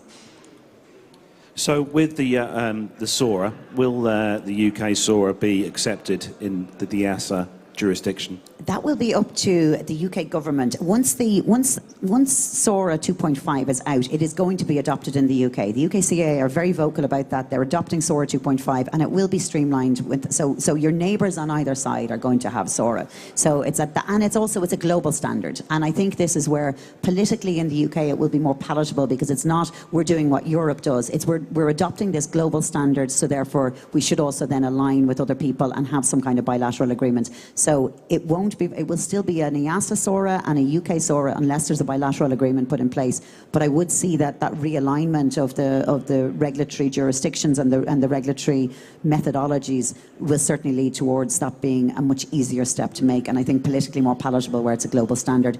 And the UK CAA had a huge input into the development of SORA 2.5 as well. Lovely. Last question from me. Something I think is important as pilots ourselves, Julie, we understand the importance of following regulations, standard operating procedures, things like this. To people that are coming in, even hobbyists that have, the smaller drones, the importance of abiding by regulations, having the correct training is extremely important and probably can't be understated, can it? What's the implications for someone that doesn't follow regulations? So we had Jim on the panel previously. Jim is the Chief Operating Officer of the Irish Aviation Authority, and the IAA successfully prosecuted. So it's a difficult process to bring somebody to prosecution. I mean, first of all, if somebody is willfully disregarding the regulation, it's the aircraft that you get to see. It's the aircraft that's causing the harm. It's the first time that we don't have the pilot on board, so they're not immediately culpable. You don't know who's actually the operator, the pilot of that. We do have mandatory IDs now starting since the 1st of January 2024. So you should be able to, the aircraft should be radiating a signal. If it's not, then it is most likely operating illegally. Not necessarily, there is some exemptions in that. But the IA did take out a successful prosecution recently where there was an aircraft that was being operated down, I think it was the Galway region. It was an 8-kilo drone being flown in or around people. So you can imagine what the consequences would have been had that have had some kind of catastrophic failure. And they did take a successful prosecution against that person. So I think it's about that, my own opinion of people who operate drones illegally and who jeopardize people is they are going to destroy our industry, and they need to be taken to task immediately and dealt with very forcefully. We certainly, from an enforcement point of view, the IA are taking that stance as well. Where there's harm, if it's somebody who genuinely misunderstands or does something that's just something a little bit silly, then they will reprimand them rather than prosecute them. But we do need to get to the point of prosecutions, and we have had successful prosecutions now, which are widely publicised. And I think that's the important thing. It's not just about the prosecution, it's about people being out there and the public awareness that goes along with those prosecutions taking place. Absolutely, and hopefully people will see that and understand that, like you say, it's not a make a small mistake and you're going to jail or anything, but it certainly needs to be taken seriously. And we've seen the consequences in the UK with, Heathrow closing, Gatwick having to close because of drone activity, so the impacts can be significant. I think the great thing as well, Julie, is having, AvTrain there as a support and a learning tool for people who want to go out and purchase a drone and maybe do this. You're there to give that full support to that person. Absolutely. I mean, within the community, there's an appetite for compliance. They really want to be compliant. They really want to go fly their drone legally. But we need to make sure, as industry stalwarts, is make sure that that's as easy as possible, and that the regulations are as easy as possible to understand, and that we educate people, and that we're out in the community talking to them as well. So we're going to offer out any questions to the audience. If you've got some questions for Julie, just pop your hand up. Anyone, don't be shy. We must have covered everything. We've covered everything. We've done well. Well, Julie, thanks very much. It's been great to talk to you today, and I'm sure everyone's found it very interesting. I know that we as a team here have learned a massive amount here in the last few days we've been here from you guys and all the people here who are exhibiting at the Drone Summit. And it's really opened my eyes personally to what a incredible part of aviation UAV and drones are. And thank you to Plain Talking Podcast. It's been so great to have you guys here, and we're really looking forward and excited about the 500th episode. Thank you, Julie. Thank you. And what a great little session that was indeed. Although Nev was slightly offended by the cable management. Yeah. Oh, yes. He was, yeah. If only we had had a bit more notice, I'd have got my gaffer tape out and Absolutely. do that. Indeed. But there was a few comments in the chat room. the reason I wanted to play this out in its entirety is because Julie went into a great deal of detail about the regulation and compliance and all the rest of it, and I just thought it was worthwhile listening to what she had to say, which is why we played it out in one hit. But she's also been very accommodating to us as well at the Drone Summit, so that's been really good.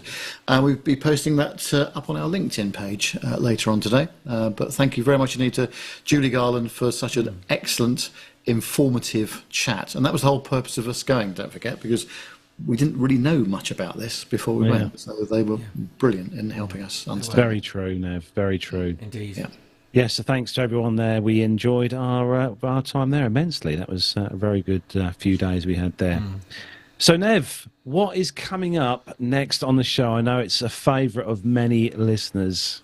Yeah, it is. The retro ad, always a favourite segment. Well, in this week's retro ad, we go back to 1989 for what was one of British Airways' most well put together ads of all time.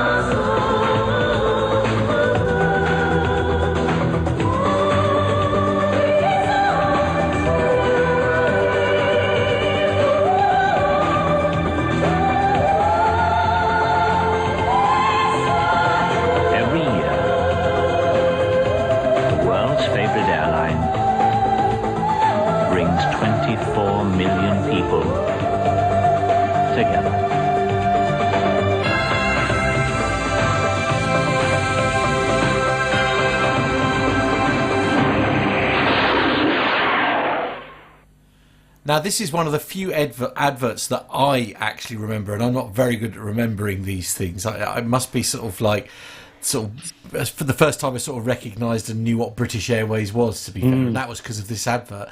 They did quite a string of them, didn't they? These sort of style ads.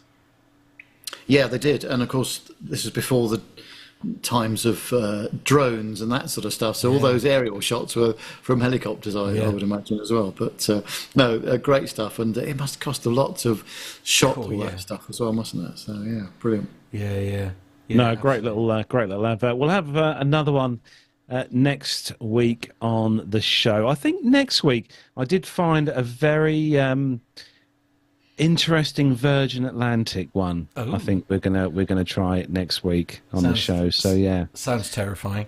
Sounds terrifying. I know. Right, so it's time to move on with the show. Don't forget the competition draw is coming up very soon indeed. But first, it's time for some of Nev's famous, fabulous grey stuff. Blast up bogies 135, 50, Angel 16, heading 340. Okay. 108 bogies.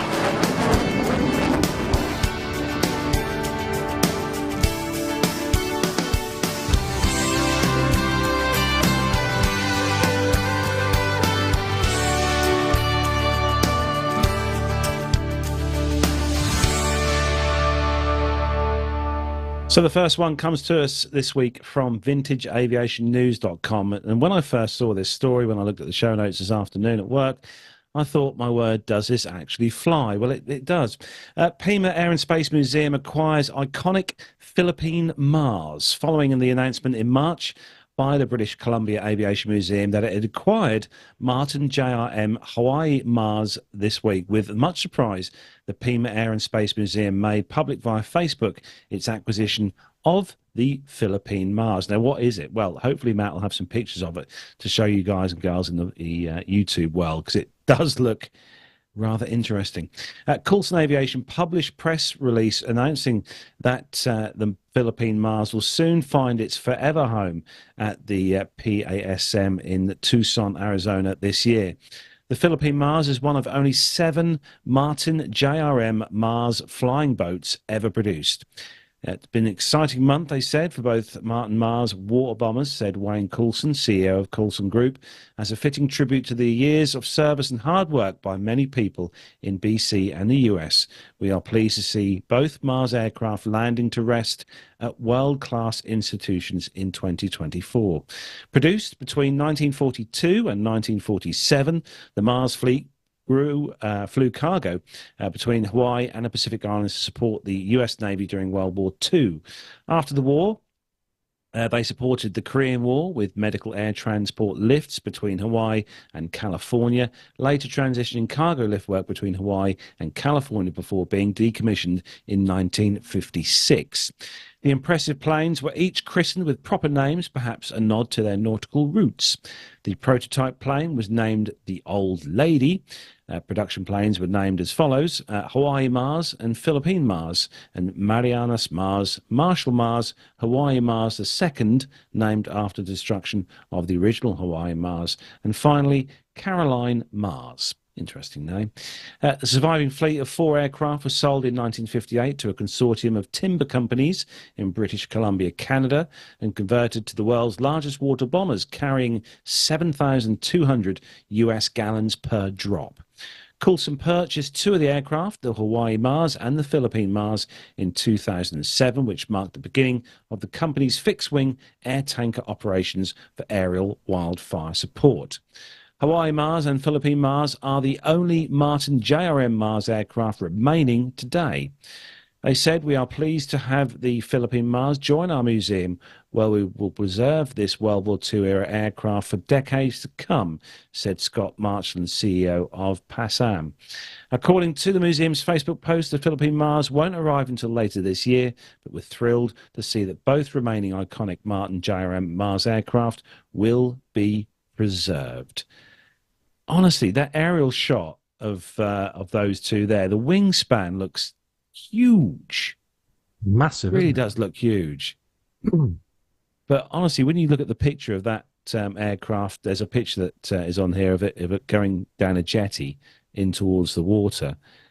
It's just huge. It is, honestly. I mean, I know the A380 is a large commercial airliner, but you know, as an aircraft from this decade, from this era, those engines must have had a hell of a job pushing this aircraft. It's an incredibly narrow fuselage for its size, yeah. Which I think probably helped it as a flying boat as well. But it's a really nice big fat wing root on it as well, so it could lift a lot. It's a beautiful aircraft. It's that sort of ugly beautiful. Yeah, it's nice. Yeah, very nice indeed. Perhaps shame we can't get one over here at Duxford. Probably wouldn't be able to fly over here. Andy, you have got the next one. Yes, this last story is from ukaviation.news, and it's the King passes Army Aviation role to Prince of Wales. His Majesty King Charles III passed on the role of the Colonel-in-Chief of the Air Army Corps to his son, His Royal Highness Prince William, Prince of Wales, in a ceremony at the Army Aviation Centre, Middle Wallop, on Monday. The King has held the role of Colonel-in-Chief for 31 years under his previous title as the Prince of Wales, but his eldest son will take over the role. Prince Harry, the King's youngest son, served in the Army Air Corps as an Apache pilot, serving 2 tours in Afghanistan. During the visit, the King was met with a guard of honour, Lieutenant General Sir Nicholas Bourton, Colonel Commandant of the Army Air Corps, who escorted His Majesty to the Army Flying Museum, where he unveiled a plaque commemorating the arrival of the first Apache AH Mark I to be installed in a UK museum. His Majesty then crossed the airfield to the control, where he officially handed over the role to Prince William. Prince William then viewed the new operational aircraft of the Army Air Corps, the Apache AH-64 Echo, which has replaced the AH Mark I, before leaving Middle Wallop in an Apache for a capability flight. So that's a short story that. He's handed over. He's handed over the baton. We had, do you remember that, Nev, years ago, we had Sir Richard Johns. We'd done that series of interviews with him, and he was the Fleet Air Commander, I think, who taught Prince Charles to fly. Yes, that's right. Oh, yes, that's right. Yes, he taught the King to fly. Yeah. Yeah.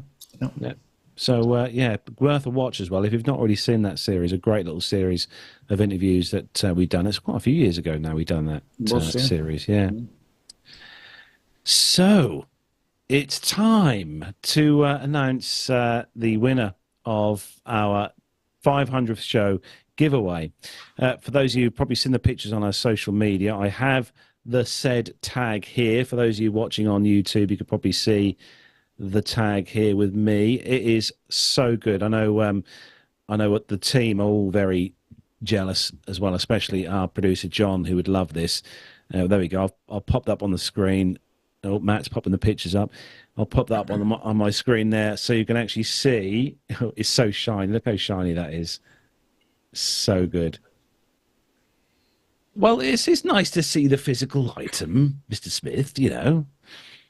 It's a great little plane tag. It's a limited edition. Actually, Nev, tell the listeners a bit about this particular tag. Yeah, well, this particular tag is from Alpha 6 Echo Delta Alpha, which is Emirates' first Airbus A380, and is number 356 of a run of 380 tags. Flying a total of 6,319 flights, Delta Alpha visited 62 destinations and carried over 2.1 million passengers in luxury for a total flight time of 55,863 hours. So the question was, all Airbus A380s come equipped with a feature that appeared on some DC-10s, L-1011s, A340s and Boeing 747s. What is this feature? And we had a lot of answers. Not all of them were correct either. So Carlos drew out the correct ones, and I should tell people what the answer is. In the hat, yes. I'm now going to draw these out here. You could probably, if you look on YouTube. So the answer is it was a galley service lift. A galley service lift. Hence the Otto thing. Yeah. So there you go. Let's see who's won. And the winner of the tag for the 500 show, I'm now going to pull it out, or just drop one on the floor. Let me put them back in. There we go. Oh, pop that back in. I think you've got a bit of a faulty hat there. Faulty hat here. And the winner, here we go, is... There we go. I'll hold up to the camera so we can all see. Who's that, Nev? Who's the... That's Reese Newton. Well done, Reese. Brilliant job. Carlos, if you send your address to us at podcast@planetalkinguk.com, Carlos will put it in the post to you. Yes, indeed. Well done, Reese Newton, for winning the tag this year. Don't forget, as Nev said, Reese, send us an email with the address and we'll pop that off in a special little jiffy bag off to you ASAP. Well done. So that's about all we've got time for on the show this week. Thanks to everyone for joining us. Come a bit of a round robin before we go, as we do. Right, Matt, what are you up to next week? Just working. Just okay. Pretty much, it's literally nothing else. Just working. Feel free to come down and see me. I've got a fresh I can't fresh do the walk, dash of unfortunately, coffee at the moment. Oh, which is why I'll send a taxi round. Thank you, appreciate that. Yeah. Nev, what are you up to next week? No flying next week, but it's Brighton, Bournemouth, London, and the general sort of local areas, I would say, next week. So a bit more of a normal week. No trade shows to do, I'm pleased to say. No flying, Nev? No, not flying until end of the month, when I have a week's holiday with Mrs. Nev, and we're off to Gran Canaria again. With those lovely British Airways boys and girls from London Gatwick, which is not necessarily my favourite airport, but there we go. That's what we've got. Perhaps their baggage handling will be far superior. Well, let's see. I've got my Apple AirTag in the bags again. Oh yes, you lost your bag last time, didn't you? That was Portugal last time, but we're not doing that again. So let's see how we get on. And Andy, any exciting travels planned for next week? Next week I'm down in Gatwick. I'm flying one day. I have my own sim to do another day, and then I am observing a sim another day. So busy week. I'll be in the hotel next week. No, change of venue. You'll have to take a beer with you, Andy. All right, just get on room service. Yeah, absolutely. 0 alcohol, obviously. Nick, what's going on in the world of two-wheeled motorcyclists next week? Well, I was going to say I'm going to be in having a nice sim session with Andy, but the reality is I'll be locked in the PT UK dungeon doing the show notes. Quite right too. Amen to that. Yeah, absolutely. Oh, blimey, that is... please send food. Oh, please send your You food. love it down there. And don't forget as well, actually, on that note, Nev, where can people send in and find out more about us here? Oh yes, we're on all the socials, as you know, Facebook, Twitter, Instagram and LinkedIn. Just search those platforms for Plain Talking UK. You can send us pictures or comments on our WhatsApp number, +44 757 224 9166. That's +44 757 224 9166. You can email the show, of course, podcast@plaintalkinguk.com, and you can subscribe to our YouTube channel. You'll get notifications when we go live, and you can help shape the conversation of the show by joining us in the chat room, as many people have done tonight. And thank you very much for doing that. So you can just go to youtube.com and search for Plain Talking UK. If you'd like to help us with the cost of running the show, we've got a Patreon link and a PayPal link on the website. That's www.plaintalkinguk.com. There you go. We'd love to hear from you. Definitely love to hear from you. Send us your feedback in. So that's it for episode 502 of the show. Thanks again to everyone who's joined us tonight in the chat room, and also to everyone who downloads the show as an audio podcast each week. Thank you to you all. You are all legends. Also, thanks to Andy for joining us this week. Thank you very much, Andy. Good to see you as always.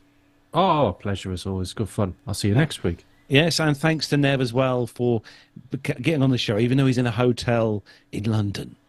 Yes, sorry that the audio-video quality is not up to the usual standard, but I've done my best.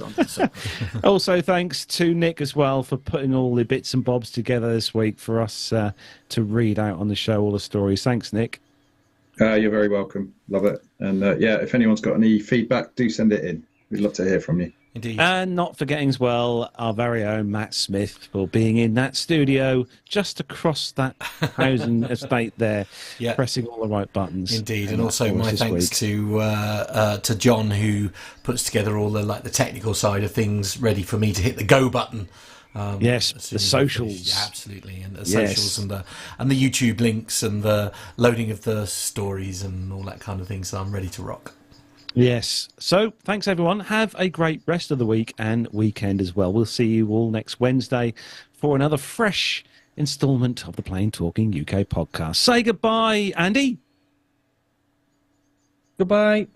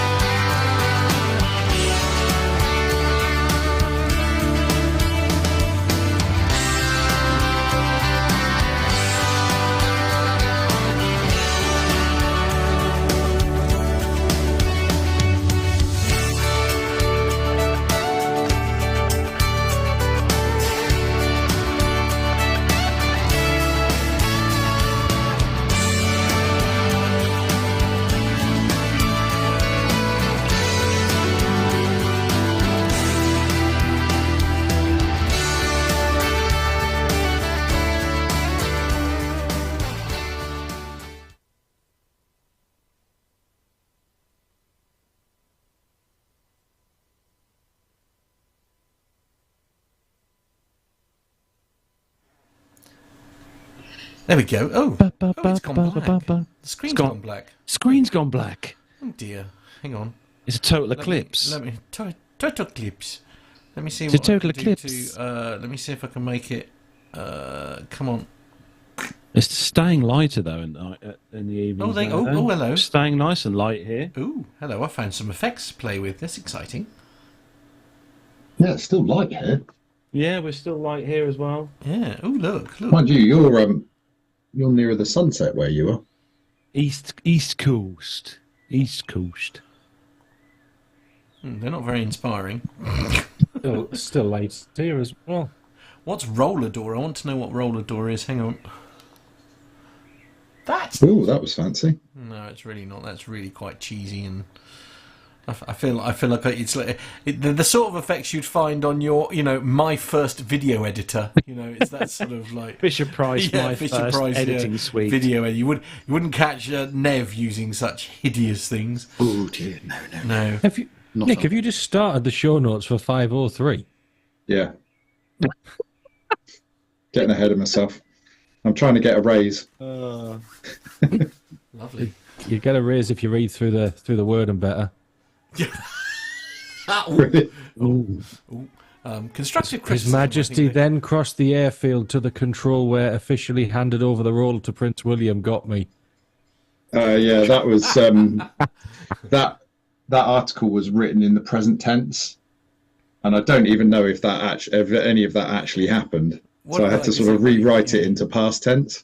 Yeah. Oh, hello. So that story that you just read out could be complete bobbins. Yeah, complete bobbins. Lovely. PowerPoint slide effects is yes, you're right, quite right, Dirk. Yeah, and definitely effects from the 90s, 80s, I think. I found one more. It's called Fly.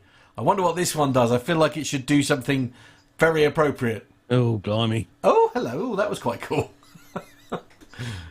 Okay, send it back. Ooh. Yeah, absolutely. Yeah, they're not very good, are they? There's one labelled Stinger 1, 2, 3, and 4. I don't know how I go about. I need to work out how I do that. That sounds like fun. There must be some setting somewhere where you can alter them. I don't know. Lovely. Well, that'll keep me amused next week, won't it? Settings. Is it in settings? This is where I press it and it all goes off air. It's very upsettings. Huh? You all right? You having a breakdown? You okay? He had a touch of the Matt Berry about him there. Right, we need to let Nev get away because he needs to go and have some food because he's not had his supper yet. Rations. Have you, Nev? Indeed, yes. I'll just have some crisps. It's a bit late for a 3-courser now, isn't it, Nev? Yes, especially over the last couple of days. So I shall be very economical with any food consumption this evening. Oh, yes, the X Factor voice. Yes, I remember that. Yes, so that. Richard Adedeji. That was good. Yeah. That was good. You've missed your calling in life. Yeah. Oh, yeah. I've that's why I got into radio, mate. Innit? So I could talk rubbish. That's why I do podcasts. How dare you? How dare you? Right. Good night, beautiful people. Right. Who's going to have the last word? Who's going to have the last word? Mr. Bones. Oh, no, not me. Oh, I'll do it anyway. Okay. Great. Anyway, thanks for listening, everybody, tonight. Really appreciate it. Sorry, but I'm from the remote location. But hope you have a great week and great weekend. And we'll see you 7 o'clock UK time on Wednesday of next week. Take care. Bye.